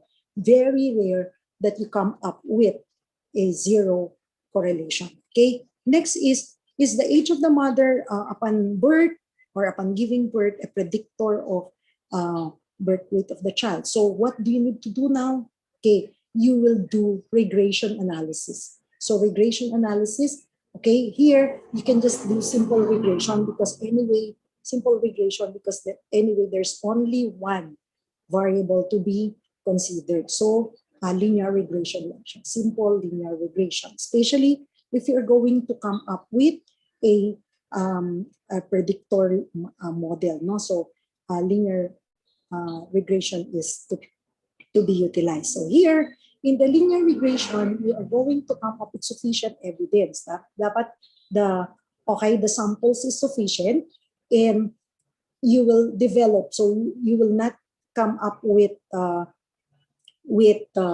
a model in even, but instead you will just test the hypothesis if the result is significant. But then you need to analyze also the results of the regression process as you run it in the software. So what will be seen there? It is the slope, how the variable influence the dependent variable. So how is the independent variable, which is the uh, the age of the mother? What is the predictor variable that you wanted to find? It is the age of the mother. Okay, is age of the mother a predictor variable for birth weight of the child? So what do you do? It is not okay. It is only fed to you that the hypothesis is significant or not significant, but you should not stick on that. Okay, because you can do more. All right. Other than the association and means. Okay, so data summarization can also be done using the central tendency measures. So we have the following central tendency measures, which are the most common. We have the mean, the mode, the median. I need not to expound on this, but instead we will go to the dispersion. Okay, so when you are asked to analyze, and you will make use of ANOVA, analysis of variance. So what do you need to measure? You measure the dispersion. Now, the dispersion measure is a measure used to describe the degree of variation. Okay, it is a measure that will determine the homogeneity and the heterogeneity of a data set. So from here, it is all seen. Okay, you see, I wanted Ma'am Jinky to come up sana with this when I declined, but she's telling me na I will be the one to handle this topic. That is not my forte. Sabi ko, I thought that it will all be on how to narrate the results, but she called me up and all right, and she explained that this is what she wanted, and that's why I said, oh sige na nga din ma'am. So mahirap kasi maghindi kay Ma'am Jinky. But what I wanted sana to come up is, of course, the results in the software. How are we going to utilize the other data or the other values in the software in the process data? So, there are instances wherein you want to make comparison, and that we are focused to test the hypothesis, and we will utilize a hypothesis test. But in the output of the process data, in the processing of hypothesis test, there are values in the results that need to be included whenever you analyze. Okay, you will not just end in the hypothesis part, but instead there are other values there which can contribute further in the discussion of your findings. And that is what I am trying to point out, because whenever you talk about ANOVA, so ANOVA is a measure or analysis of variance, no? So what is being measured there? It is the variability, okay? How the data vary from one another. So in this case, the ANOVA is used when you are going to compare already more than two variables. So in this case, okay, you will not use t-test or z-test, but instead you make use of ANOVA. But there are values that comes out in the process data, with the use of the software, that are to be necessary to be included in the discussion. Especially that, you talk about dispersion. We will not just be talking on the probability values lang. Okay, so in most cases, I don't want to include this in the discussion, because this is not within the topic that is assigned to me, but that can also be one consideration to be the topic to be discussed in the event that there will be another round for this, but it will not be me anymore. Okay, anyway, answer questions on if I will be asked to describe how the different values in the data are actually away from each other. It's a measure of heterogeneity, homogeneity, and it's a measure of what is this consistency of data.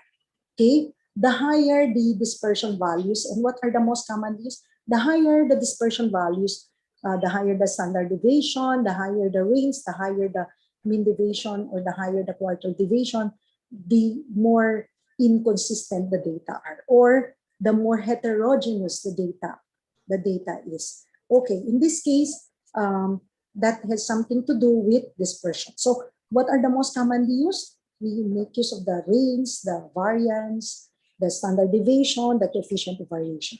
Okay, another summarization. So I'm about to finish. All right, another summarization is the measure of location. No? So when you say measure of location, this is used to determine cut-off point or boundaries, which segregates a certain percentage of the population, right? Well, measures of location includes now percentile, decile, so percentile, decile, quartile, or even the median is used also for summarizing the data in the measures of position. Deciles, percentile, quartiles. No? Okay, that ends my discussion. So may I now end my talk or my lecture with the quote, okay, of a best-selling author, Dan Heath, no? Data are just summaries of thousands of stories. Tell a few of those stories to help make data meaningful. And I think that is the very objective of Ma'am Jinky. Why? All right, she wanted to come up with this training, no? And I appreciate so much Ma'am Jinky of always inviting me. Pero next time siguro it will not be me anymore. No? So thank you very much. These are my references. Okay. So just mabalo sa inyong lahat. Okay? It's already 11:23. May time pa ako pumasok kaya. Okay. Anyway, so that's all. Ma'am Mila, thank you. Thank you po, Ma'am Lars. Indeed, we have been blessed with such great knowledge and expertise by our resource speaker in terms of data presentation and analysis. Now we move on to our Q&A portion before we officially conclude this morning's session. And I highly believe that some of our participants also want to clarify something in terms of their research. To our dear participants, you can just type your question into the chat box, or you can just raise your hand or unmute your microphone and speak so that we can recognize you. And while we wait for some of the new questions to arrive, allow me to read some of the questions that have been posted a while back here in our chat box during Mom Lars' discussion about her topic. First, we have our question from Sir Ramelo Jr. Ramirez. Good AM, Mom Lars. Here are two queries. If you have clinical chemistry data like blood insulin, calcium, and other blood biomarkers, what quality control measures can be best used to preserve the validity of the data?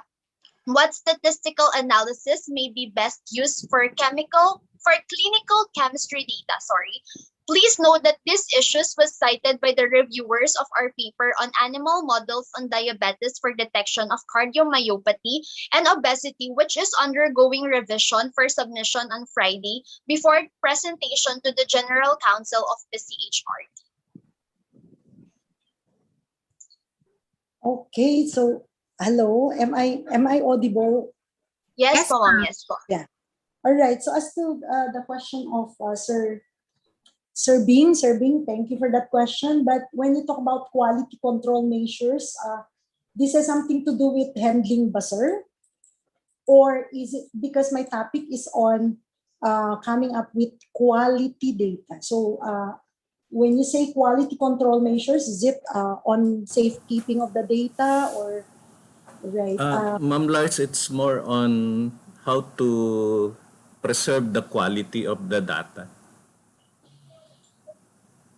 Okay, quality preservation, sir. So since that is in your own filter, Parang quality control kasi yun. Para just to make sure na walang error yung data, walang Para pagka, ano kasi, marami kasi kaming kukunin na clinical chem data, and the question of the reviewer is how will we ensure that the quality of the data will not change? Okay. So that's again highly technical, sir, because that's not within my scope. What I have discussed is how to come up with an assessment of the data quality. So as to the question of handling the data and then the quality control measures, that actually is technical according to the nature of what data did you gather, sir. So sorry, I cannot give you any quality control measure because especially if you talk about data that can change, sir. Ano ba yan? Hindi And ko kasi kasi we have sakta. the protocol, then mag-extract and then gagamit ng machine to count. Yun na ang gagamitin, makina. Ang ano ng reviewer kasi is how can we make all of this na you will determine if it is an error in the procedure or it is an Oo. error by the machine. Yes, sir. All right. So from there, sir, okay, you need to, all right, you need to exercise or you need to do validity of the data. Kaya nga sabi ko nga kanina, there are three phases, sir. So you have to do verification, validation, and assessment. Now, if that is done following already the protocol, sir, you can come up again with another, kahit isa lang or dalawa, to do some verification. So, data verification entails data quality, sir. In my discussion a while back, when you say data verification, you see if it conforms with the methodology or the protocol that is specified in your research, and you also see if it is conformance, all right, with the temperature or with the conditions that is set forth in your research paradigm. Protocol. So in this case, sir, you do data verification, kahit isa o dalawa lang, sir, so that you can say that you are really of quality data, you are really using quality data. You do also some validation by going beyond the procedural, sir. Okay, you will not look only on the methodology that you have applied, but instead you do procedural, or that is beyond procedural or contractual compliance. No?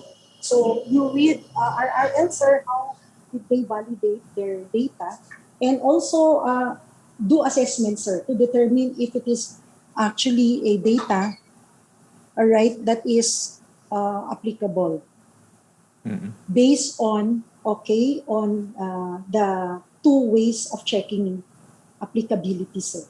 Checking errors, whether it is specific error or ano. So how many samples ba, sir, ang ginamit mo? Roxanne, are you in?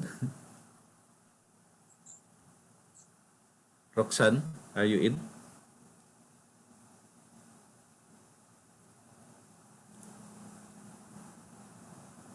Nawawala si ano. Mga Ma'am Lars, good morning. Yes, ma'am. Okay. Ma'am, yung setup is 7 animals per treatment. Okay. So pwede kang mag-error check, sir. Ay, ma'am. Pwede kang para specific error check. So you can use the software kung nag-conform lahat yung data niyo, sir. anong software yun, ma'am, na pwede? Yung inano nyo kanina? Or Yes, inesend sir. nyo? Pwede kang mag-discordance test, sir, kung may mga outliers dun sa data nyo. Or pwede mong gamitin yung W-test, sir. Shapiro. Wilt test.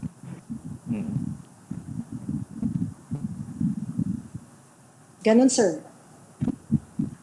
Tapos ano yung last kanina na sabi mo, Ma'am Larch? Verification, validation, And assessment, sir. assessment yung last. This is very important, lalo na kapag ang mahal-mahal nung studies, sir. Ang mahal-mahal.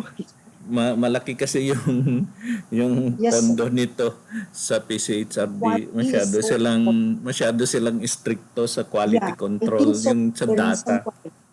Yes, sir. That's Kasi the reason invalid why. lahat pag invalid ang data. Yes, sir. That's the reason why the evaluator have asked you that question, sir. So, Anong mag-test kayo na. pinakamagandang Ma'am Lars, anong pinakamagandang statistical tool ang gagamitin pag ganitong chemical Pwede tayo yung mag-trend hindi ko kasi alam yung objective nyo, sir. But the point here is pwedeng titignan lang kung may mga outliers or pwedeng titignan yung trend consistency niya. So pwedeng i-run naman ito. Yung trend consistency can be done using software naman, sir. You can also see the variation, no? Trend variation.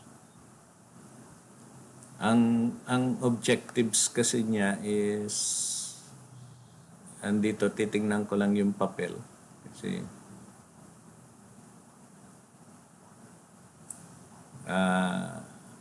ang objective niya is simply to investigate how diabetes causes complication such as cardiomyopathy and early stages of obesity-related pathology in animal models of diabetes and to test anti-diabetic properties. Bali, itetest pa namin yung mga extract doon sa model. So, titignan lang namin yung mga changes sa sa Yes, mga sir. parameters.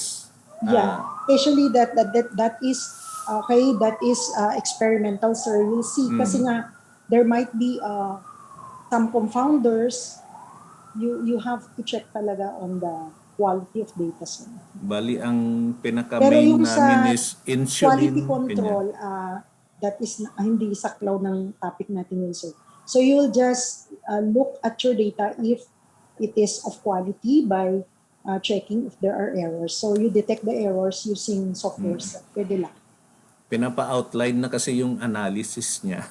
Yung analysis framework. So, medyo nahihilo kami doon sa analysis framework nung clinical chem data. Kung paano Yes. namin palalabasin yung changes in in what can be seen in the blood. Tapos pinapahanap pa kami ng i-analyze na ibang blood na biomarkers. So, biomarker analysis ang gagawin. Pwede ba yung simple na diyan na you just analyze if there are changes? Yes, sir. What is the nature of your data therefore, sir? It's all pure numerical, so it's a product measurement. Oo, kasi pagka lumabas sa makina, numero naman yung lumalabas. Yes, sir. Levels naman siya. Pero dapat may mga confounders kayo dyan, sir. So you have to read the possible confounders like temperature ng ng environment at pinag-conduct ninyo, baka So anyway, sir, ang sa akin lang, you can just test the quality of the data using specific inspection tests or specific accuracy check. And you can use software for that. Okay. Thank you, sir. Thank you very much. Kausapin kita later, Ma'am Lars. Actually nga, ngayon dapat meron akong meeting. Hindi ko na tumatawag. Basta libre ka para hindi ka masyado And next week, meron na naman training and everything. Kahit babayang gabi pag libre ka. Okay, punong-puno, sir. Okay. So thank you, Sir Bing, for that. Thank you, I hope Ma'am I Lars. addressed the question. Yes, sir. Thank you, Ma'am Thank you, Lars. sir, Ma'am Rox. Okay, Thank you. clear? Thank you po. Thank you, Sir Bing. We also have another question po from our YouTube live stream, ma'am. Sabi po niya, thank you, ma'am, for the very detailed and useful lecture. One crucial step that I've learned is on the validity of data. Can or must this be requested to the statistician to look at validity, outlier, or normality before data analysis, and to analyze with or without deletion? Thank you po. Okay, yeah, very good. So thank you for that question. Kanino kaya yan? So at least you were able to realize, no? Because data accuracy or data quality is the the most important thing in research. Okay, so yeah, I agree with you. You can seek the help of your statistician to determine the accuracy and the quality of the data. No? Whether um, you ask them, okay, whether this is to be run already or to be processed already or not. So what do you need to do? You supply them with the data, the raw data, particularly most especially on measurements, and then you can seek them to advise you their advice to determine if there are outliers or there are errors in the data. So that's it. Thank you. Thank you, Mom. We have last question po from our YouTube live stream. Sabi niya, thank you for the examples, especially on the title. My question is, what is the suitable title if my objective one is on profile of respondents? Should this have a complex table putting all variables in one table? Okay, again, so if your objective is profile, and that profile will also be used to associate and so on. So again, it all depends on the next objective again. No? So if, for instance, that you're going to do association of this, or you will make use of this profile later to associate it to one variable or when grouped to another variable. Therefore, you have to come up with complex table. But in most cases, okay, for objectives such as profile, you can come up with straight table that is simple only, but it captures already the profile of the respondents. Okay po. Thank you po, Ma'am. To our faculty and other students that are joining here today in our Zoom meeting, if you also have questions po, you may now unmute your microphone po so that Ma'am Lars would also get to answer it. Pabalik pa ako sa school. Okay, so I can entertain siguro one last question. Opo. Are there any more questions po from our faculty and some students joining us today? I think none naman na po siguro, Ma'am. So, we'll proceed na lang po sa awarding of certificate before we officially conclude po this morning session.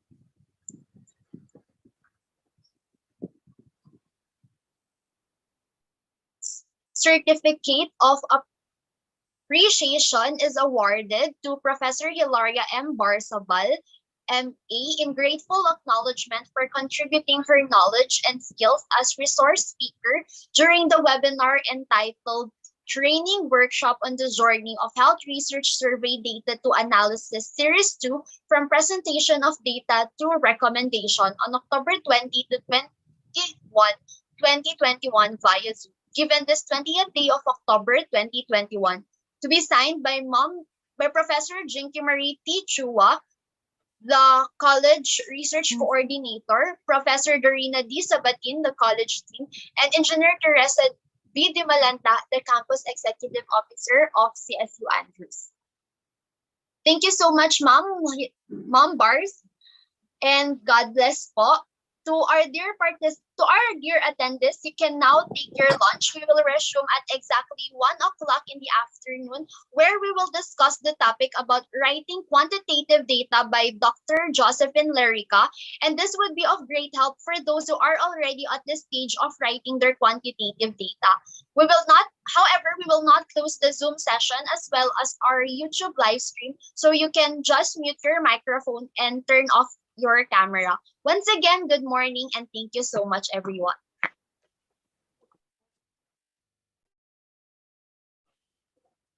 Thank you, Claire.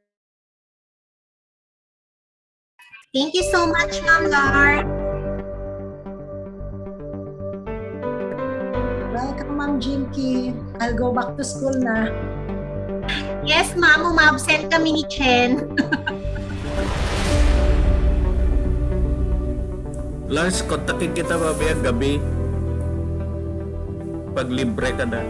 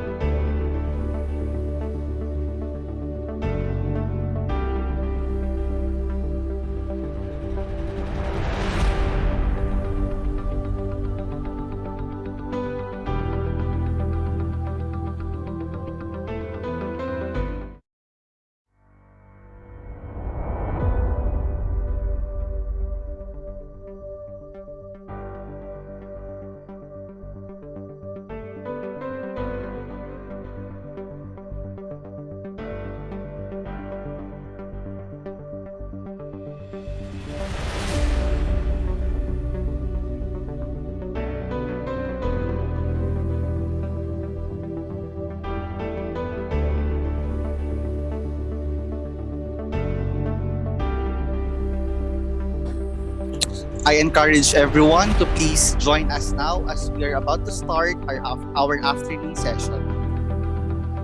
Again po, I encourage everyone to please join us now as we're about to start our afternoon session. Mga mamsers, balik na po tayo for our afternoon session for this webinar.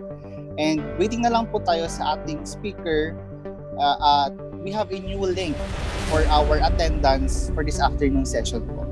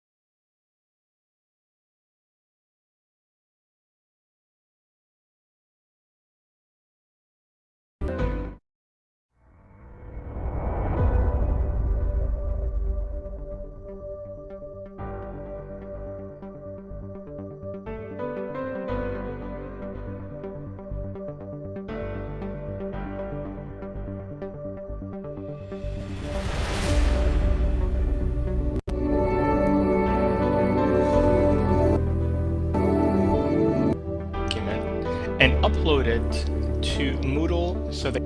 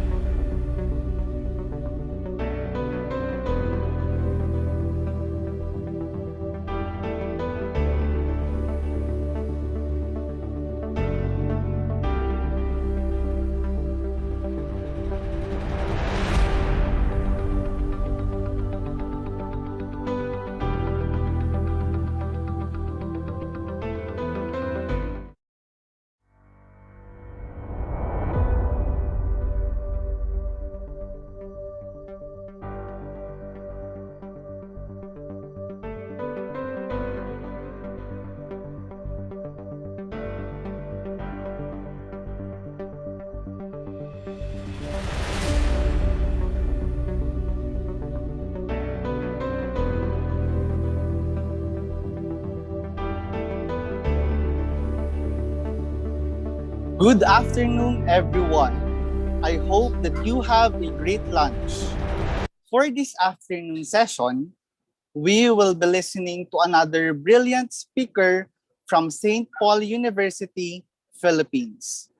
She is a nurse by profession and, and a master's degree holder in nursing. She is a doctor of public administration and about to complete her second doctorate degree in nursing science. She has been part of the academe both as a faculty and administrator for almost 3 decades now, which makes her a gem in the academe. Aside from that, she has published and presented various researches here and abroad. Truly, it is a great honor to listen and learn from the expert herself, Dr. Josephine D. Lorica. Let us give her a virtual round of applause.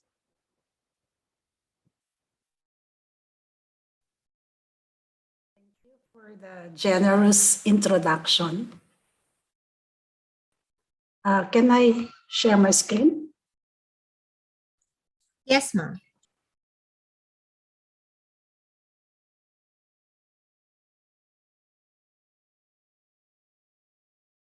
It's my PowerPoint.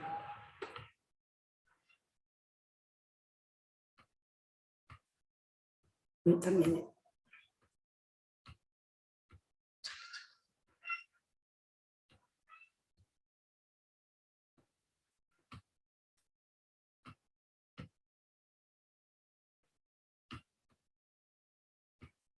Okay, so thank you everyone for especially inviting me. I've seen your lists of speakers, and it's quite an honor to be part of your research conference.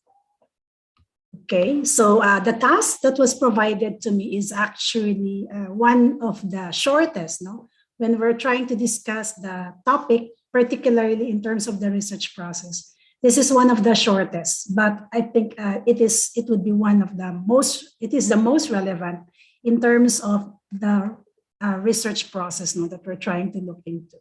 So the topic assigned to me for today, okay, this afternoon, is writing the results and discussion. So looking on, the contents will be basically, I've just separated results and discussion. And this will be the cover of my discussion, okay, or presentation. And according to Ma'am Jinky, she said that I would try to provide you some of the examples so that it would be much easier in terms of trying to put it in the context of what we're doing. So as we know, I know that in terms of Cagayan State University, everyone, or when you are in a university, everyone else is expected to do research, and not everyone will be willing to do the research, and therefore, we would always say research would always be one of the most difficult part in terms of trying to look into. So when you now try to work on research, there are 3 parts. I usually divide the difficult parts of the research. First will be the writing of your proposal. Second will be your gathering of your data. And the third one would actually be finalizing your research paper. And major parts of the finalization of your research paper is actually the writing of your results and discussion. Having said that, one of the most important things that we need to look into when you're now trying to write your research results and discussion is that you need to look at how will you structure your research and discussion.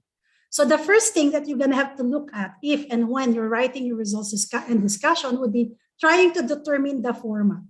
Okay, so when you now are trying to determine the format, you're going to have to ask yourself, to whom are you submitting your research paper? So is it a journal? Is it a dissertation or a thesis? Or is it a requirement from a particular funding agency or a requirement from an institution that has provided you a grant? So again, the consideration in terms of how will you format your results and discussion is actually based on this particular institution. Okay, so there has to be, you have to be very aware in terms of what do they require in terms of the format. When we look at the format, specifically, when you now look at common formats, we usually have three. The first one is actually separating results and discussion with separate sections of conclusion. Okay, so results and discussion as one, and then there's a separate conclusion. Okay, as part of the paper. Then there's another option, which is now integrating your results and discussion. Okay, and then when you now try to look at it, it's separating totally your conclusion. Okay, so what's the difference between the first and the two? The second, the first one is results and discussion in separate sections, but you're already integrating within the section your conclusion. Okay, but in the second one, you already are integrating only the research and discussion, and there's a separate part, which is now your conclusion. And the third option, which we usually see very common among all journals, majority of the journals that we see, publication journals, particularly when you're talking about research, is that they usually separate results, discussion, and conclusion. Okay, so they usually separate results, discussion, and conclusion. So as I go on in terms of this particular discussion, okay, presentation, I will be separating results and discussion. Okay, I will be separating results and discussion. But I have taken on two common examples wherein I was a co-author, and I'm gonna show you some of the examples as regards to the guidelines that I will be providing. Okay, so one important note to note for a good results section would be, remember that when you're now writing the results of the study, you're not really proving a lot of things, okay, depending on your scope, okay, of your study. You're not really proving anything, okay? So sabihin niyo siguro, ay ganun ba? So what's the point of doing research? So we usually say, you will only be generalizing particularly your topics in relation to your participants. That's a common thing that we have to think about. We cannot generalize it for the whole country, for the whole province, or for the whole region, for example, if and when your particular participants or your respondents are only a handful. So therefore, we're talking about quantitative research here.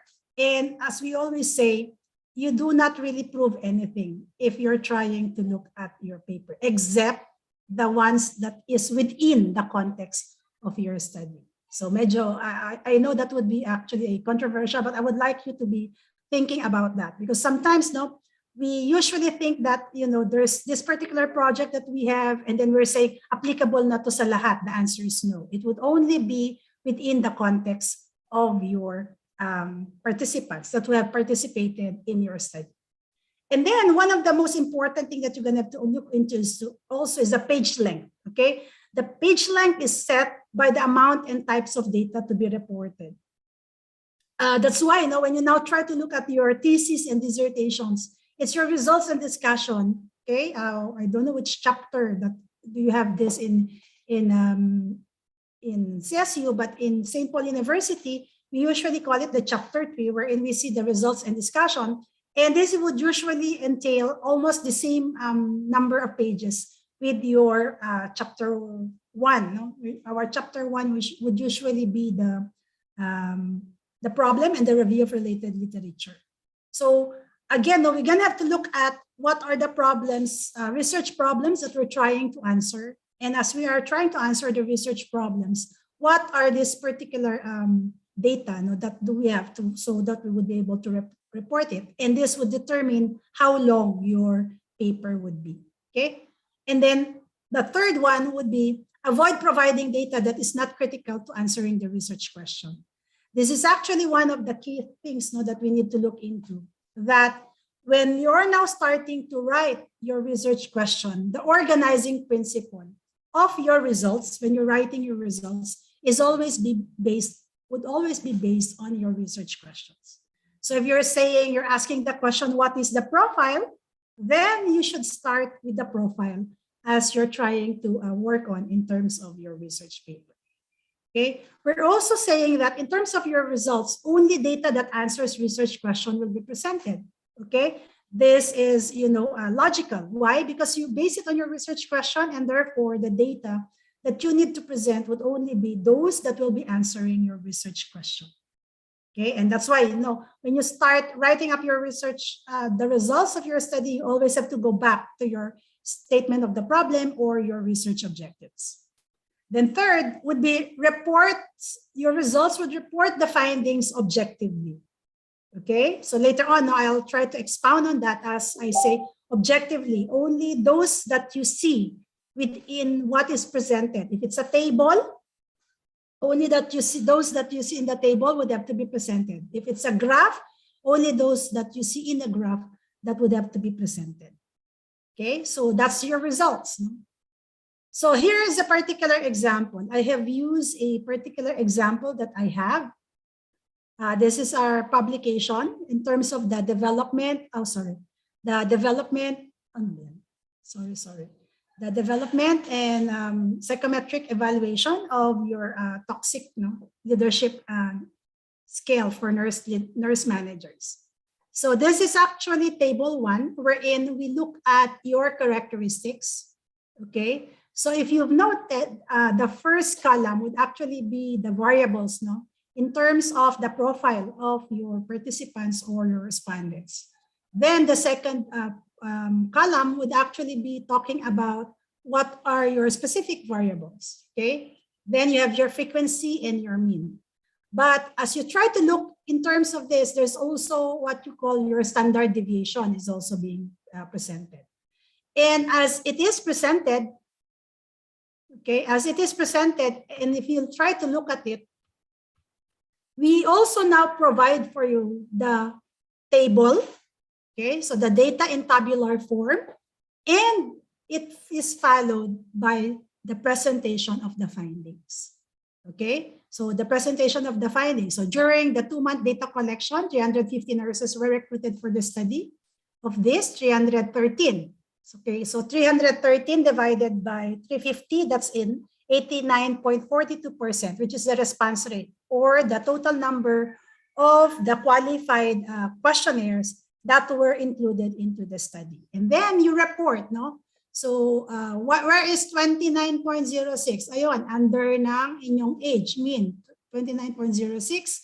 And then you also report your standard deviation in terms of years. And then 50%, more than 50% are female. So nasa ng female? Ato siya, So 57.5 yun actually. Okay? And then, so if you notice, only those that are significant or relevant to the study.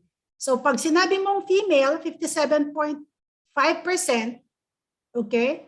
Kailangan mo pa bang i-mention yung male? Most probably, hindi na. Kasi ang mas relevant in terms of the number would already be the majority. Okay? So likewise, you see also, in terms of the education, then you also have to present in terms of your full-time job status. Okay? And then in terms of the experiences, the mean and the mean was also presented. So this is what we refer when we now go back, that you report the findings objectively. Only those that you see, okay, are the ones that are being mentioned. Okay, so that's the example number 1. So in terms of writing your research data, okay, you've seen that it has to be briefly stating your main results of your finding. Mention only the relevant results, including those if and when you have to counter the hypothesis, and do not include individual scores or raw data. So we've seen in the previous example that only the relevant data, or those that are above, so generally above 50%, or the general data, most or majority, is the basis when we are now trying to present the results of your study. Another example, okay, this is a publication along with my advisee, This is the effectiveness of a particular program in terms of improving the blood pressure of the patients with cardiovascular disorders. Okay, so you've seen, no, that in terms of the presenting the tables, no, in terms of the exact values. So what would be there? No, of course, you have the group or the variable under study, which is now your presystolic and prediastolic BP of both your control and your intervention group. Then you would see here that we have your mean score. There's a mean difference. There's the degree of freedom, the t value, and then this is the test value, the probability value, and the decision. Okay, and the decision that the p value is actually trying to establish. After the table is actually the presentation of what relevant data would be. Okay, so what was presented is only the t, okay, the test value and the probability value. Okay, so if you see that, you don't have to present every data that you see on the table, okay, but only present the provide the exact value. You also have to notice that when you're now trying to look at your probability value, especially if you're now utilizing an inferential statistic, okay, one of the most important things that you're going to have to establish when you're now trying to present your data is your is the one that you see at the lower part. Okay, p value is significant if p is lesser than, okay, 0.05. Okay, so the degree in which you're trying to test your hypothesis, okay, would have to be stated there. So that when you now have your probability value, you're able to understand, no, why is the decision such.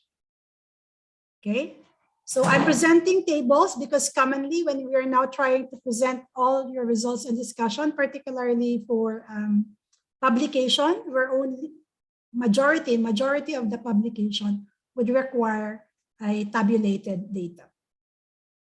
So you've seen that the tables provide exact values, and there is a statement of your specific alpha selected for your statistical test. You're only illustrating the main effects, which is now your t and your p value, okay? And then you only put figures of professional quality attributes, okay, particularly for your test. No? So if you go back to that, you would see that you have your mean here, the mean difference, and the degree of freedom is actually part of what has been presented in the table. Okay, so you also can include descriptive statistics. You've seen there the mean in the previous example. You've seen your standard deviations. Okay. So to summarize, an example that you could actually utilize, no, for if you're now trying to work on your results and discussion, okay, or particularly the results section, okay. So there are, according to George Mason University, no, they have a writing center, and they said that there are common moves, no, in results and this results section. So when you're now moving in terms of making a reference to aims, research purpose, and procedures, then you would have to use a language, which is to say to identify the difference. Okay, so of course, no, looking at the language that was utilized, we would say most probably the research purpose is to determine, no, the difference between A and B. Okay, variable A and variable B. So if your move is you're trying to make a reference to a data or the statistics, you need to refer to the data in the table or chart and emphasize significant data trends in table or chart. So for letter A, referring to data in tables or charts, so you could actually say figure 1 compares the results obtained in the preliminary analysis of X. And then for letter B, figure 10 demonstrates a clear trend that, okay, your data is decreasing. Okay, then if you're also in your results and discussion, you also need to evaluate your results. So as you evaluate your results, what would it be that you need to put on? Okay, you need to state first and foremost the positive result before moving on in terms of stating your negative result. Why? Because the positive result would be more important than your negative result. Okay? Then of course, you need to highlight interesting or surprising results. So sample language wherein you're gonna try to state your positive result would be strong evidence of X was found when, okay? And there was no evidence that X has an influence on. Or interestingly, X was observed too. Or commonly, when we now have an experience in terms of what we usually do, you have to go back to what is required in terms of how these results would have to be stated. And one important thing when you're now writing your results, particularly working on in terms of a particular publication, one of the most important things that you're going to have to look into would be get samples. Get samples of the publication, okay? Get samples of a publication from the journal wherein you're trying to publish your article. Why? Because it will provide you how, okay, or it would provide you certain examples in terms of how will you be able to present this particular part. Okay. Other things that you need to look into when you're now trying to look in your results section, you need to report survey and interview findings. If you have an interview, you're gonna have to support it and look at it thematically. But since this is a quantitative, I'm being only asked to look at quantitative, I'm only focusing on the quantitative aspect. No? So when you now report survey and surveys, no, so you have to report your response rates. You've seen that when I have presented an example of the study as regards the development and psychometric evaluation of a tool. No, so you have to state your response rate. Of course, you already have to compute it. No, so you say respondents were asked to indicate so certain number, and then you also have to report proportions. Okay, or 70% of those who were interviewed said that. Okay, then one of the things that you're going to have to look into in terms of your results section would be making transition. When you say making transition, you're actually seamlessly moving out from one result into another. Okay, so you also need to compare two results if there's a comparison that has to be done. And then after which you have to summarize the results section. So you can actually say, overall, the experiments show that. Okay, so that's your results section. The results sections, as we say, we're just objectively presenting the important data that we see in terms of our study. And where will we get the basis in terms of this particular important data? You always have to go back to your research objectives. Okay? So we move now to your discussion. The most important part of the paper is actually your discussion. Okay? Why? Because your discussion will effectively demonstrate the ability of a researcher to specifically think about an issue, develop creative solutions to problems based on logical synthesis of the findings, and formulate a deeper, more profound understanding of the research problem. So your discussion tells you that you are a researcher who have maximized trying to understand the context of your study. Okay, and when you're now saying discussion, this is where your specialization would actually come in. Okay, so your discussion is important because you need to present the underlying meaning of your research, okay? But particularly the implications and to explore possible improvement that can be made. And that's why I was saying a while back, your discussion would actually tell you about your specialization. How well are you in terms of the topic that you're trying to study? Okay. Then third would be highlight the importance of the study and how can it contribute to understanding the research problem. So when you're now trying to discuss, it would always be important, that you highlight why did you come up with this particular study. You're now trying to look at if you have this particular data, so what does it mean now? Okay. So as you state how the findings is revealed, you are also trying to discuss how were the gaps filled in the literature. This is actually the main meat of your paper. supposedly in the proposal stage, you were trying to establish, okay, the gaps that your paper would have to establish. And now with your discussion, okay, you're now filling in those particular gaps, okay? And then it is also in discussion that you engage the reader in thinking critically about issues based on evidence-based interpretation of findings. And this is where your discussion would actually be very good if you have intensified your review of your related literature. Why? Because your review of your related literature will help you in terms of understanding how will you be able to put in the results, the interpretation of your results.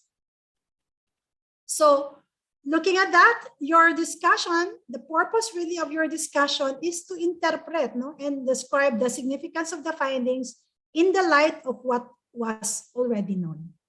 Okay, sabi nga natin, kanina, you are doing the study because you're trying to look at filling in the gaps. So now in the discussion, you're gonna have to provide how did your results, okay, or did the study fill in those particular gaps. And further, you need to explain any new understanding or insights that emerge as a result of your study.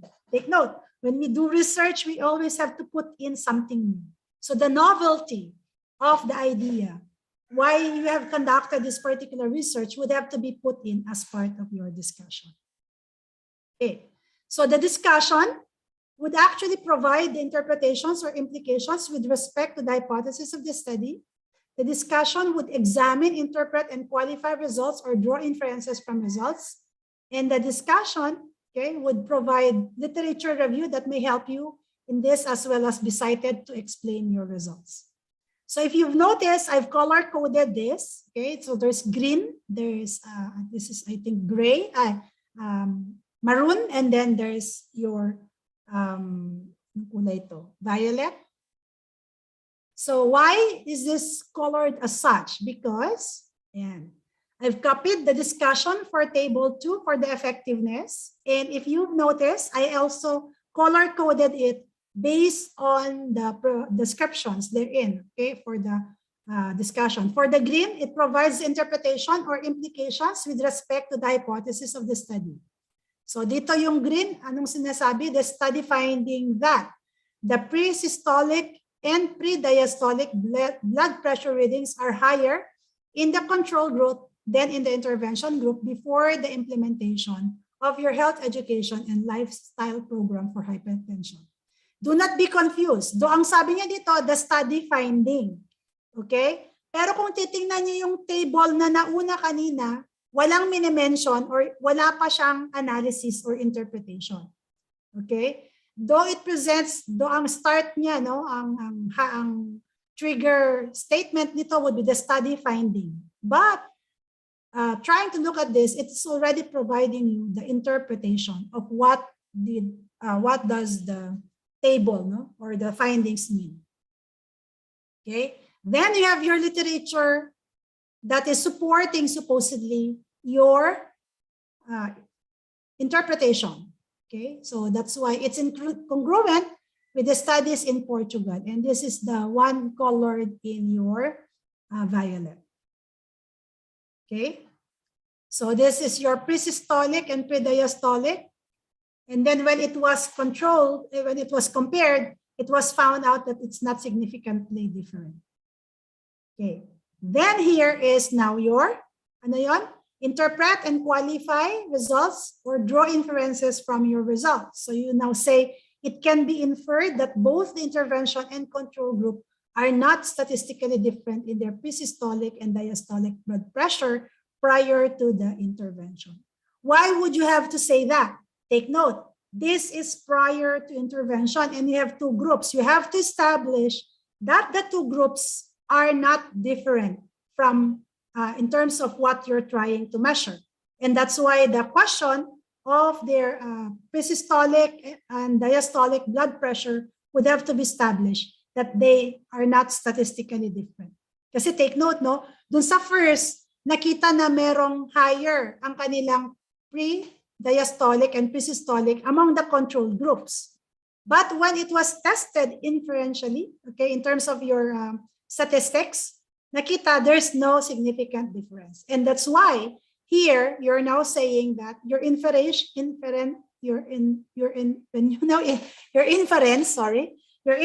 is actually you're saying that they are not statistically different.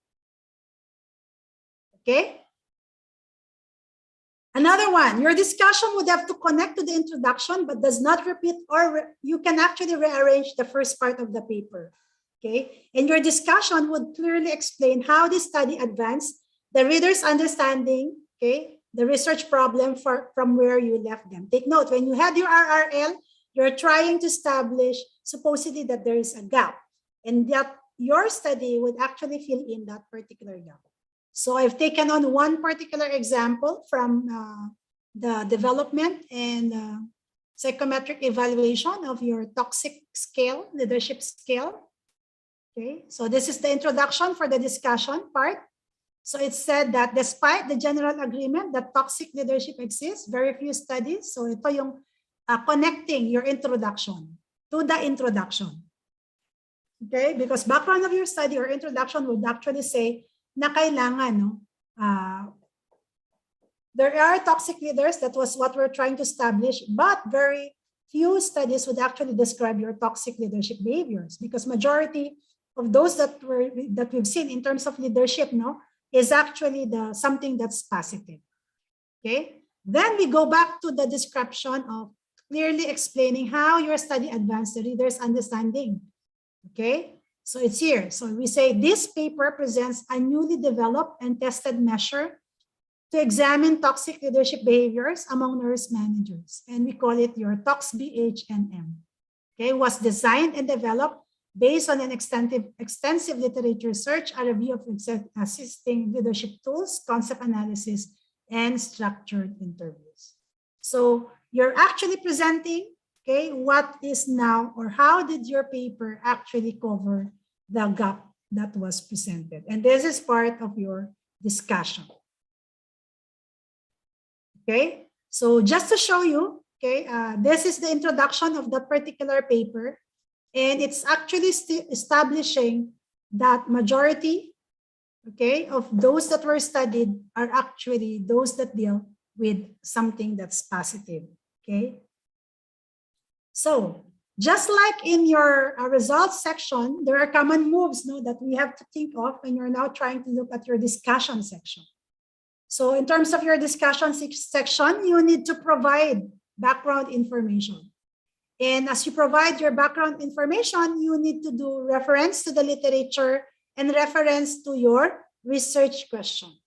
So that's why when you now state it in the sample language, we say prior studies have noted the importance of, or with respect to the first research question, it was found that. So take note, no, your discussion, the organization of your discussion is not separate from your research results.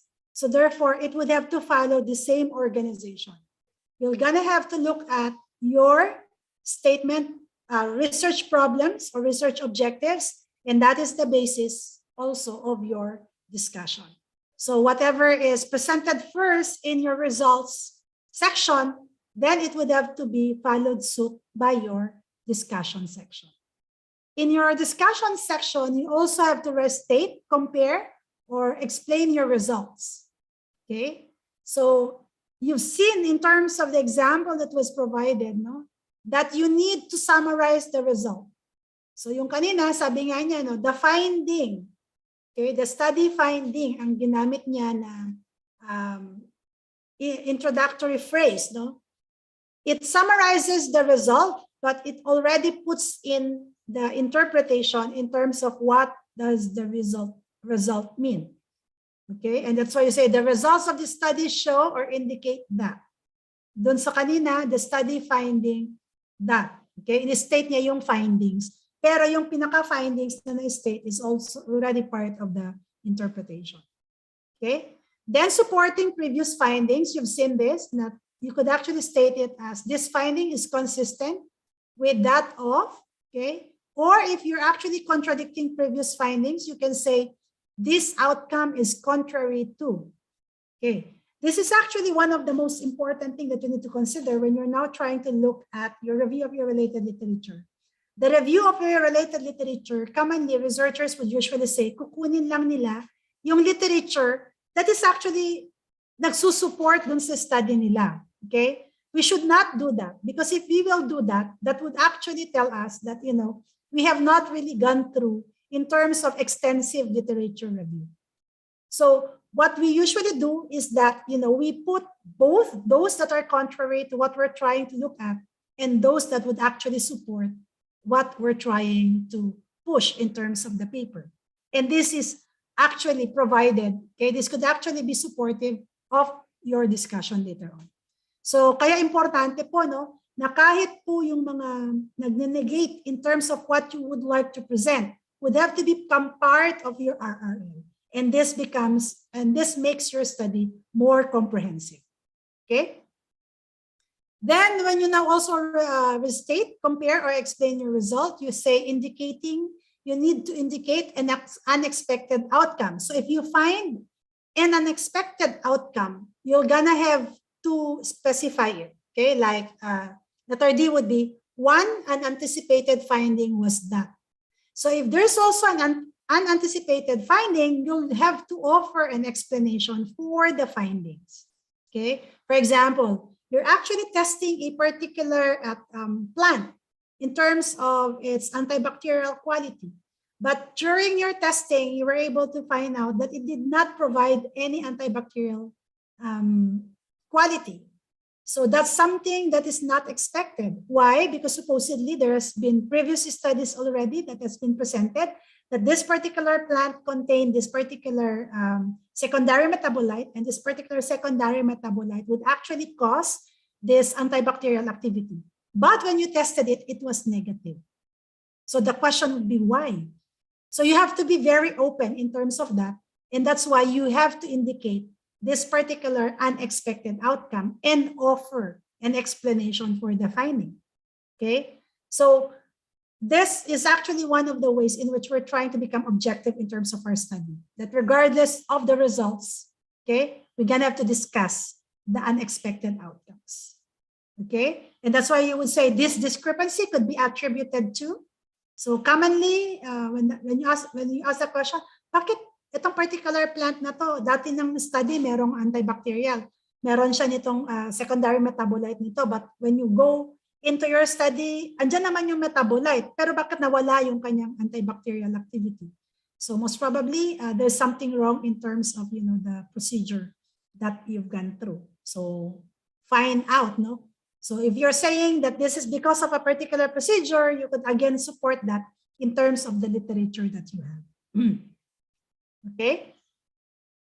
So you're also trying to look, in terms of your discussion, you also have to advise cautious interpretation of findings.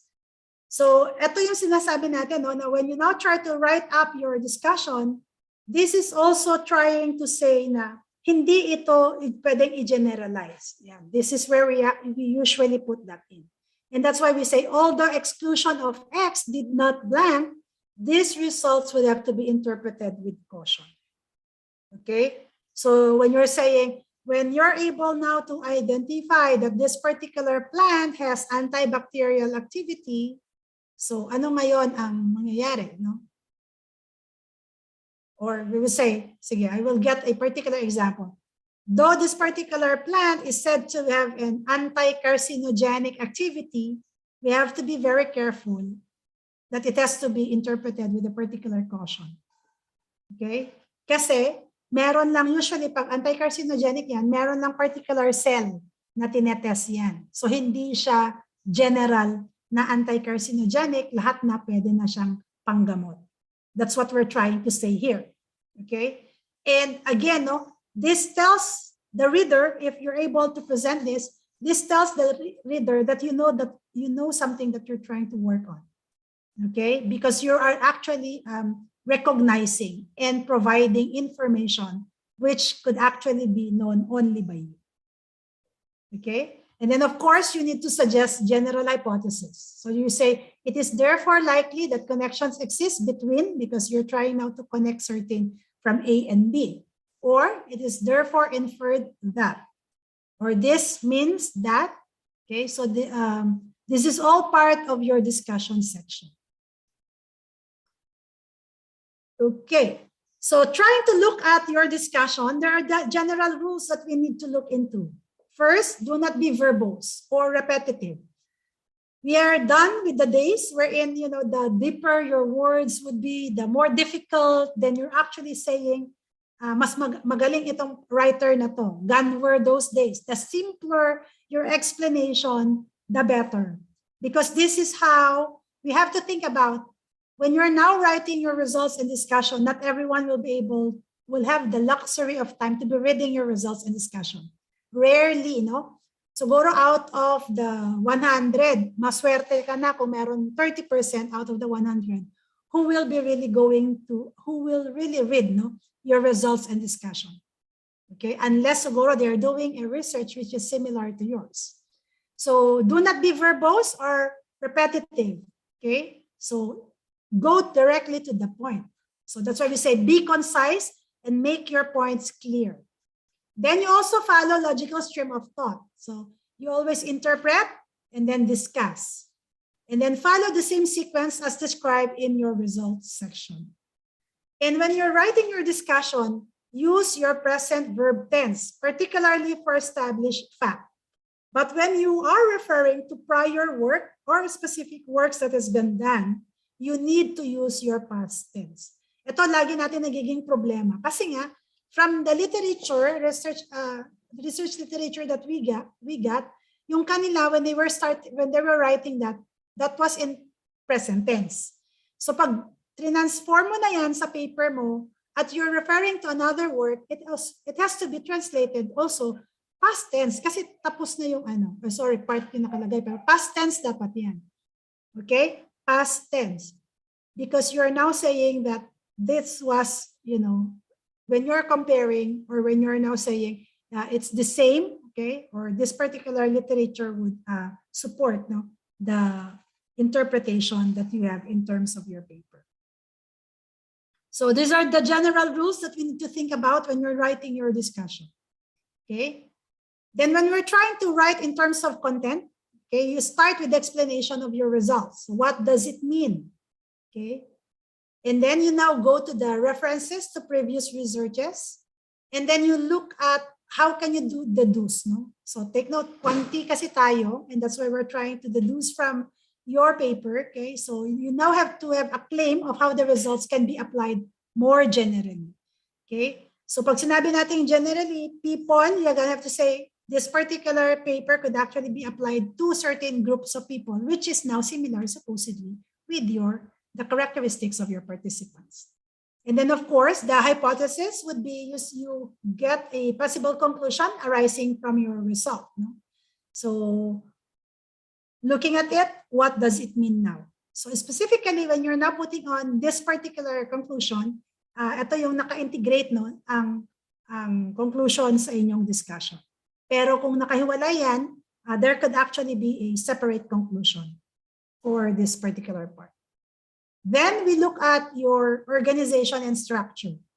We always start with your inverted pyramid.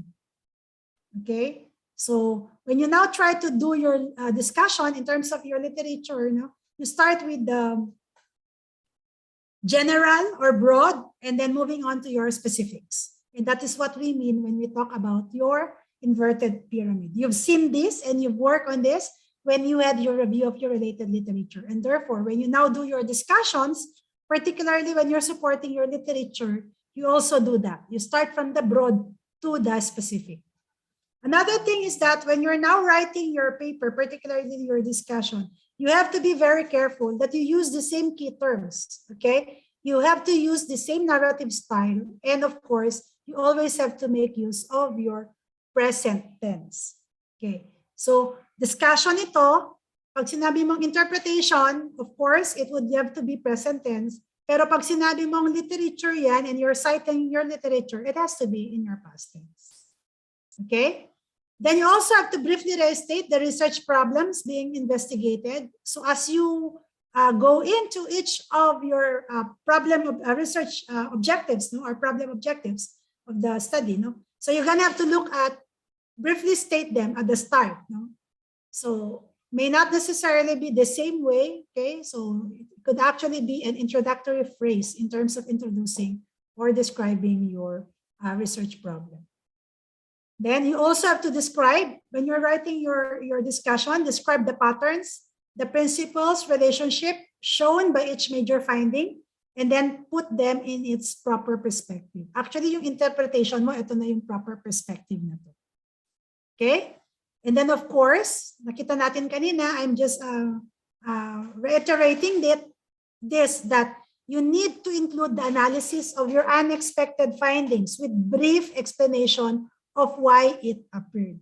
So kadalasan, no, pag merong hindi ka inaasahan, it actually, supposedly, if we're very traditional, unacceptable ito, no, noong unang panahon. Pero ngayon, kahit pa negative yung results ng study mo, meron sinasabi yan. So pag may mga unexpected findings, kailangan mong i-explain why. Why do we need to do that? Because this could actually be taken on as another research area that you could usually go to. Okay? So lahat ng mga totoo kaya to? So tingnan natin kung ginawa namin ito, sa susunod ba magkakaroon ulit ng another unexpected finding. So this particular unexpected finding that is actually placed in terms of your discussion could actually be a source of another research problem. Okay? And then of course, you have to end with concise summary of the principal implications regardless of their significance. Okay? So that's your, I think that's basically your results and discussion. As I've said, no, this would have to be easier said than done. No? Things that we do, particularly in research, one of the most important things that I have learned, no, particularly in research, is that lecture will be useless if it will not be done. Okay? So, ito, makakalimutan nyo yung lecture. Kailangan yung gawin for you to be able to apply it appropriately and for it to be able to stay on in terms of your memory. So having said that, these are my references, and thank you so much for your kind attention. Thank you, ma'am, for that very informative lecture for this afternoon session. So before we proceed to our question and answer portion, we will have a mini game for our participants here in Zoom and in our YouTube Live.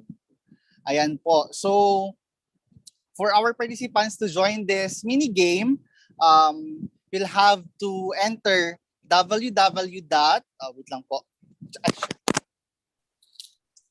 You'll have to enter www.menti.com. Ulitin ko po, www.menti.com sa inyong browser, Safari or Google Chrome. Ayan po, nakapost sa screen, www.menti.com. And kapag nandun na po kayo sa link, just enter the code 3556 9027.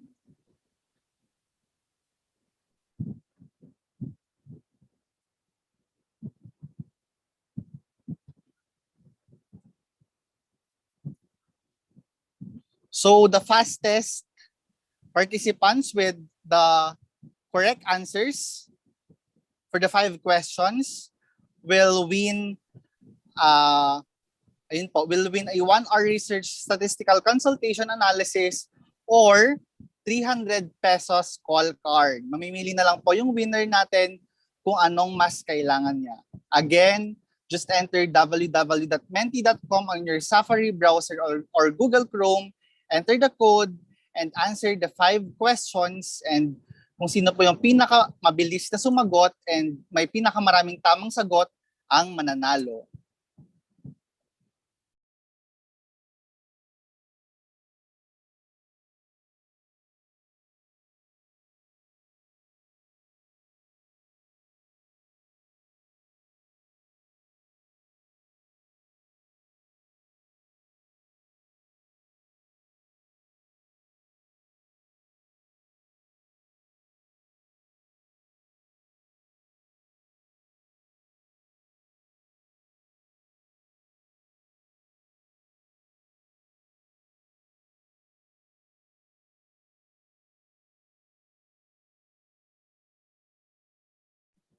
So ayan po, mag-i-start na po tayo sa ating mini game for this afternoon session.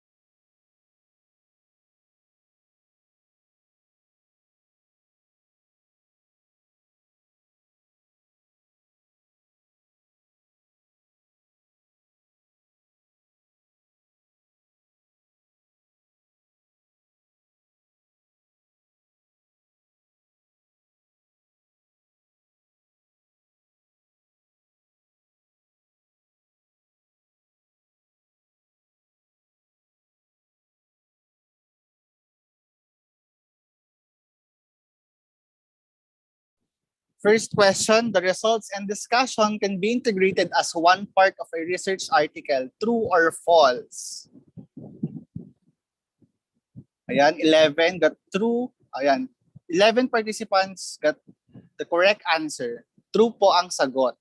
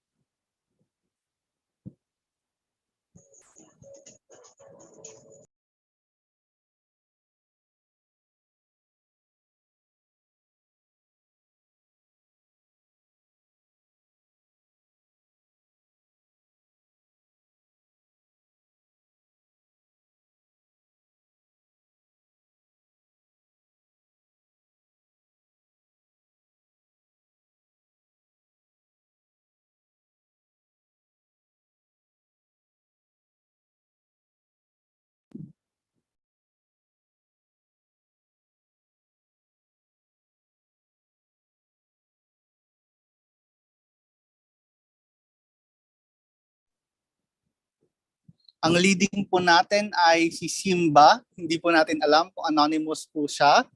Ang leading po natin ngayon for our mini game is Simba.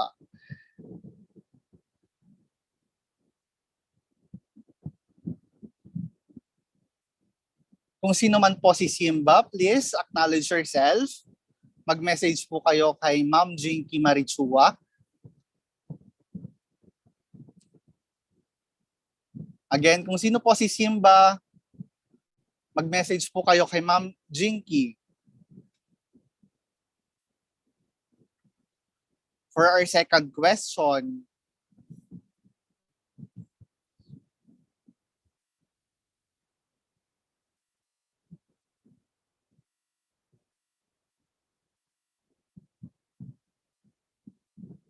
the results is the most important part of the research article. True or false? 20 seconds to get the correct answer.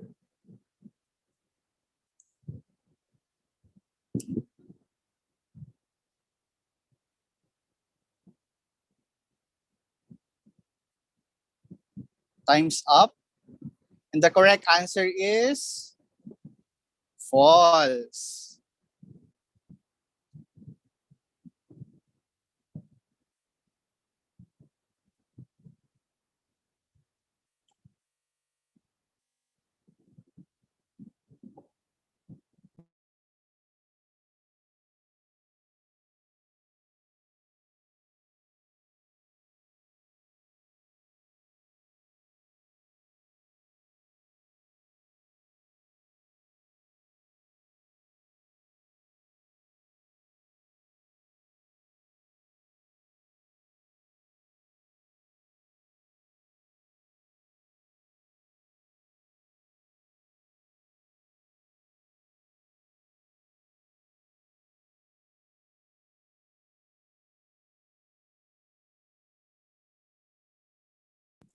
May bago po tayong leader. Ngayon, si The Hustler naman po ang ating leaderboard after 2 questions.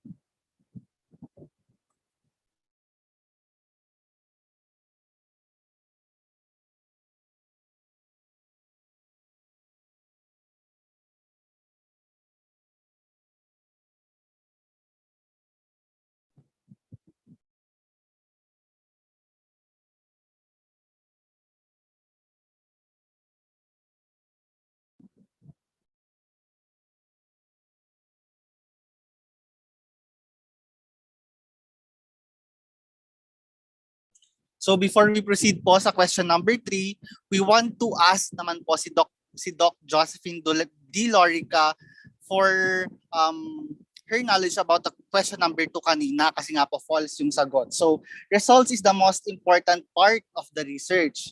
Ma'am, ano po yung most important part of the research?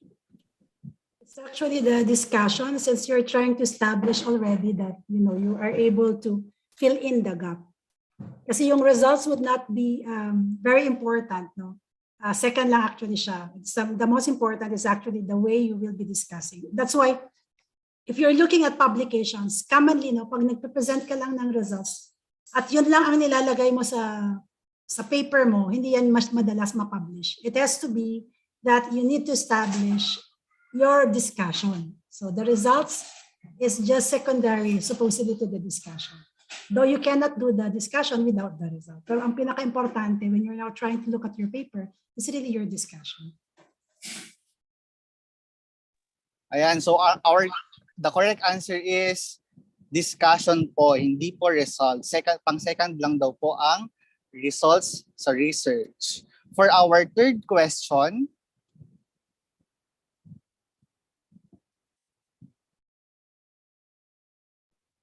the results section is presented using the research objective as a guide for organization. True or false?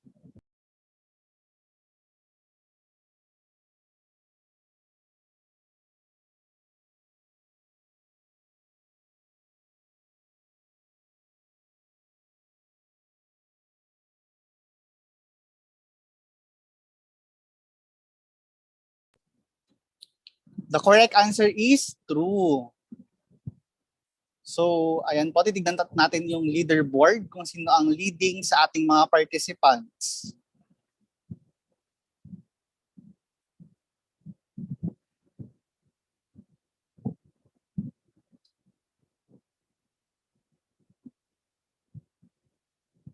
Ang leading po natin ngayon ay si Cutie after 3 questions. Now let's proceed to the next question, question number 4.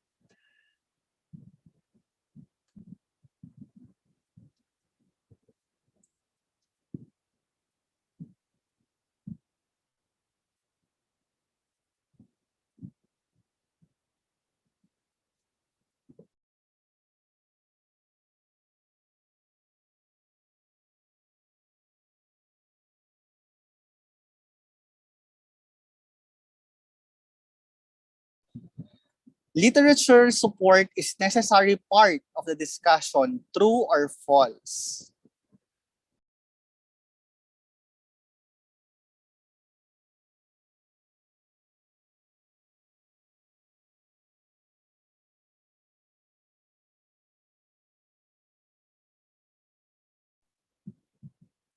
The correct answer is true. So, ayan.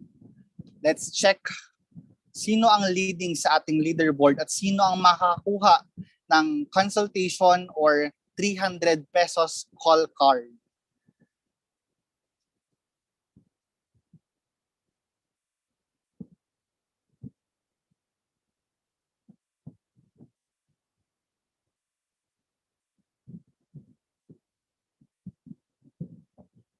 Ang leading po natin ngayon ay si Ma'am Jolie. So for our last question, ito na po ang magdedetermine kung sinong mananalo ng call card, 300 pesos call card or 1 hour free consultation, statistical analysis, and statistical discussion.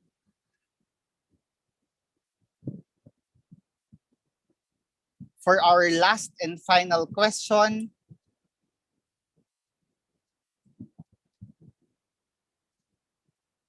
interpretation is part of the written results of the paper. True or false?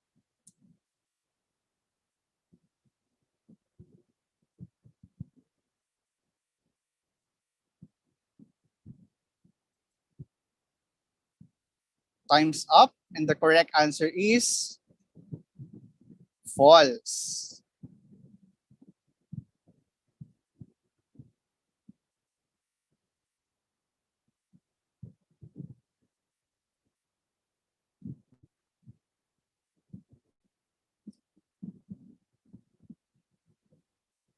let's ask si Dr. Lorica, bakit po false ang sagot for this question?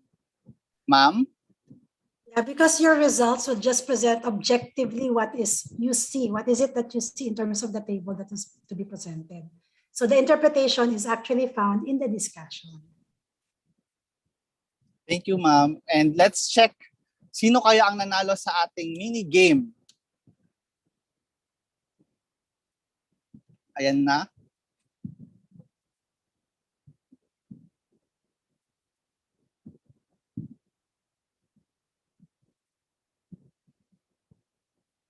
And the winner for our mini game is Ma'am Jolie. Kung sino man po si Ma'am Jolie, PM nyo po si Ma'am Jinky.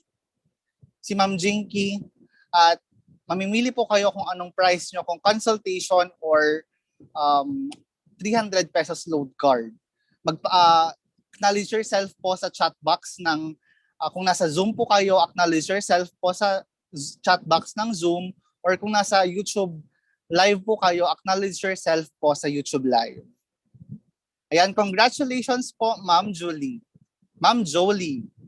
So, ayan, to our dear participants, you can just type your questions into the chat box, or you can just raise your hand so that we can recognize you.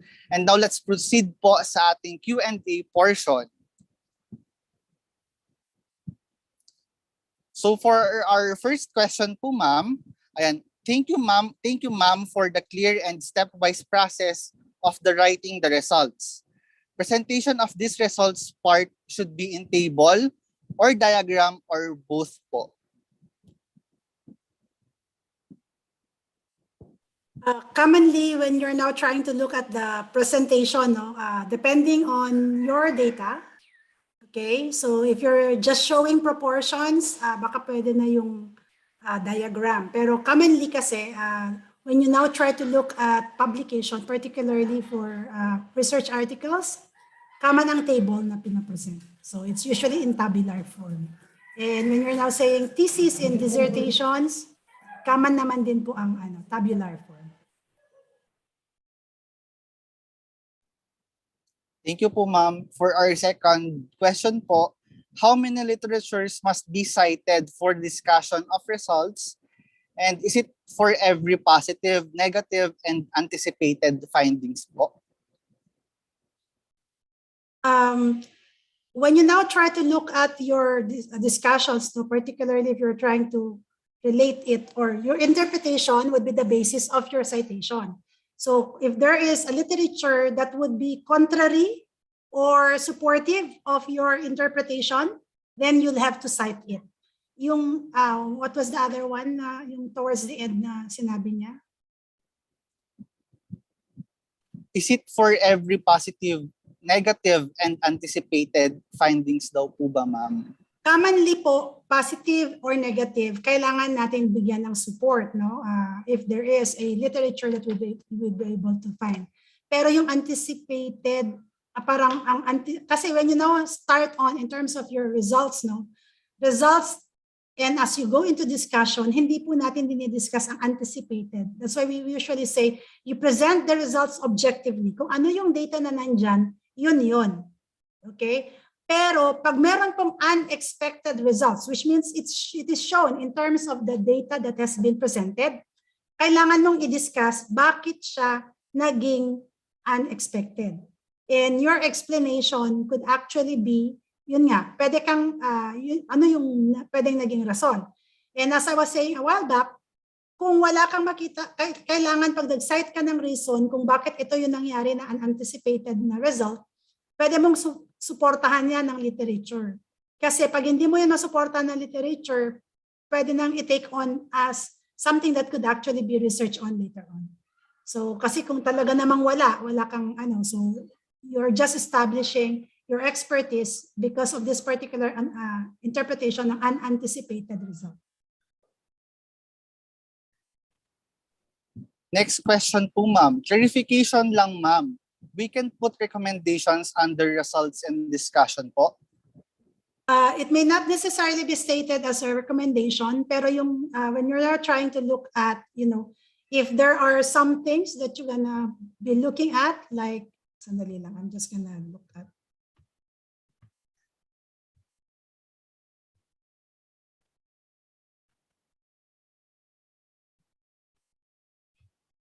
So pagdating nyo sa discussion kasi, no, when you now try to look at your discussion, there could actually be some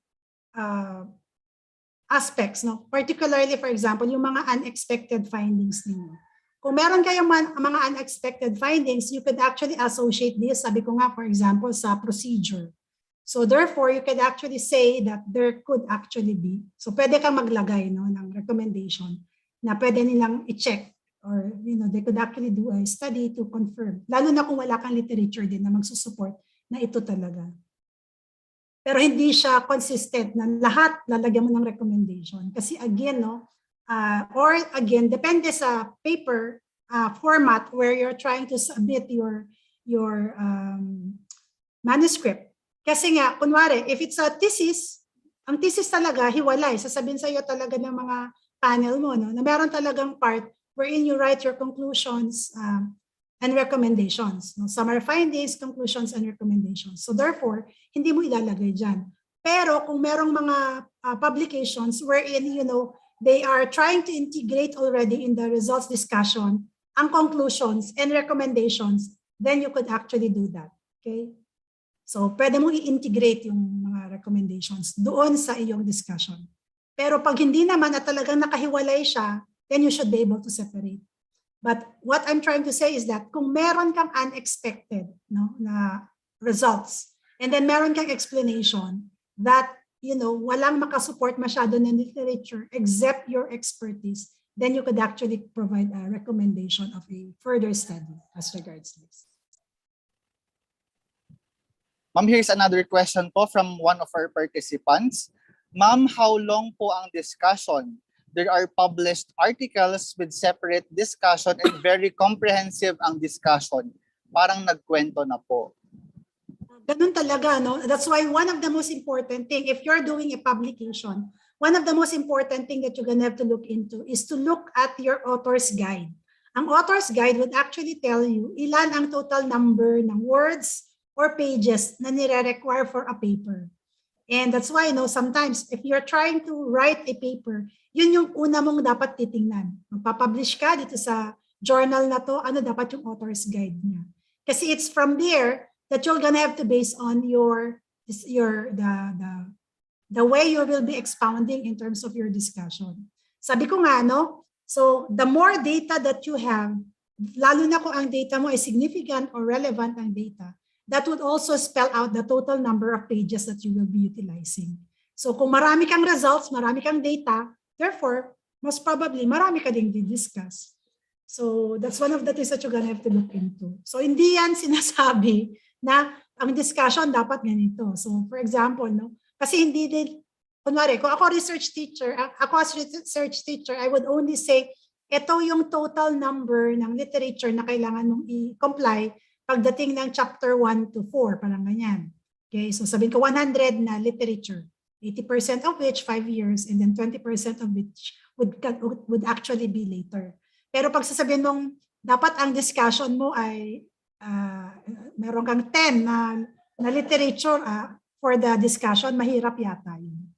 Kasi we don't know, it's only the researcher who could actually provide for the literature. Kung ikaw yung nag-check, medyo mahirap. Kunwari, kahit ako reviewer ng ang tawag dito, kahit pa ako yung reviewer ng paper, I could only recommend na improve niya in terms of, including more literatures for the discussion. I hope I am able to answer the questions. Yes, ma'am. Thank you po for sharing us your expertise for the field of research. So before we proceed po for the awarding of certificate, we'll have to ask insights for this first day of our webinar for sa ating winner ng minigame kanina, at na-reveal na po kung sino ang winner ng minigame kanina, si Ma'am Gail Ann Parel. Ma'am Gail, please share us your insights for this first day of our webinar po.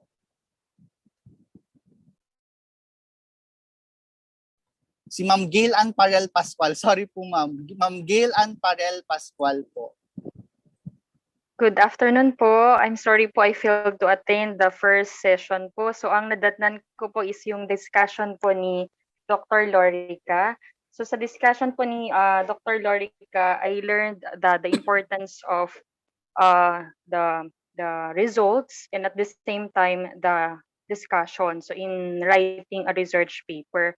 And na-enlightened ako as to the crafting of chapter 4 so sa results and discussion. So syempre as a budding researcher, actually hindi budding, talagang pinipilit pong aralin yung research.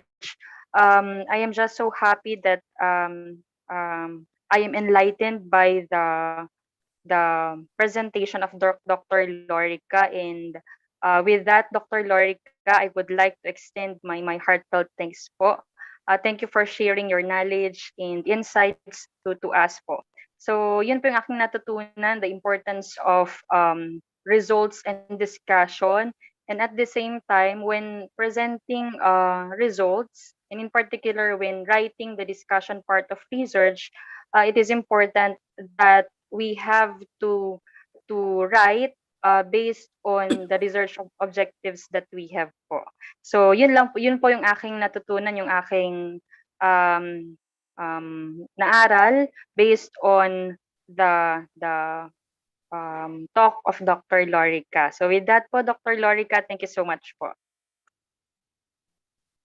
Thank you po Ma'am Gail and congratulations po for winning our mini game.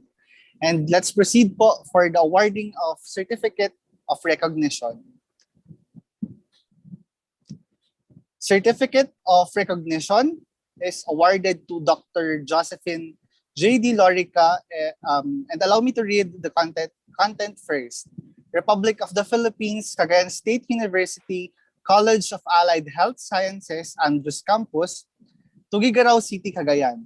Certificate of Appreciation is awarded to Josephine Joy D. Lorica, PhD, in grateful acknowledgement for contributing her knowledge and skills as resource speaker during the webinar entitled Training Workshop on the Journey of Health Research Survey Data to Analysis Series 2, from presentation of data to recommendations, on October 20 to 21, 2021 via Zoom, given this 20th day of October 2021. Signed, Professor Jinky Maritichua, RPH, MPH, College Research Coordinator. Signed, Professor Dorina D. Sabatin, RMT, MPH, CBO, College Dean. And signed, Engineer Teresa B. Di Malanta, PhD, Campus Executive Officer. Thank you, ma'am, and God bless. Once again, Certificate of Appreciation is awarded to Dr. Josephine Joy D. Lorica.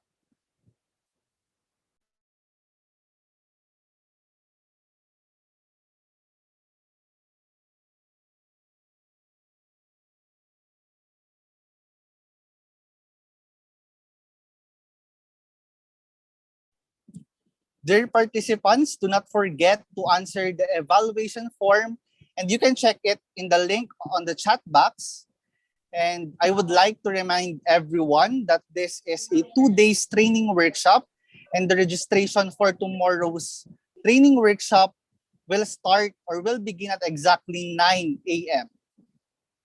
Again, this is a 2-day training workshop, and the registration for tomorrow's training workshop will begin at exactly 9 tomorrow morning.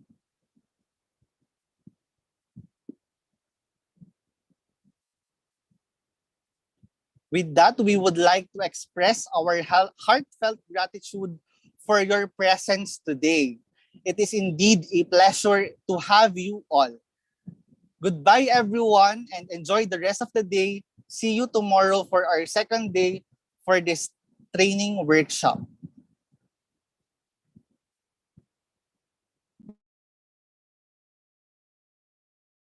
And please don't forget to fill out our evaluation form posted in our chat box. And yeah, don't forget po to fill out our evaluation form. And also do not forget po to fill out also our attendance form po.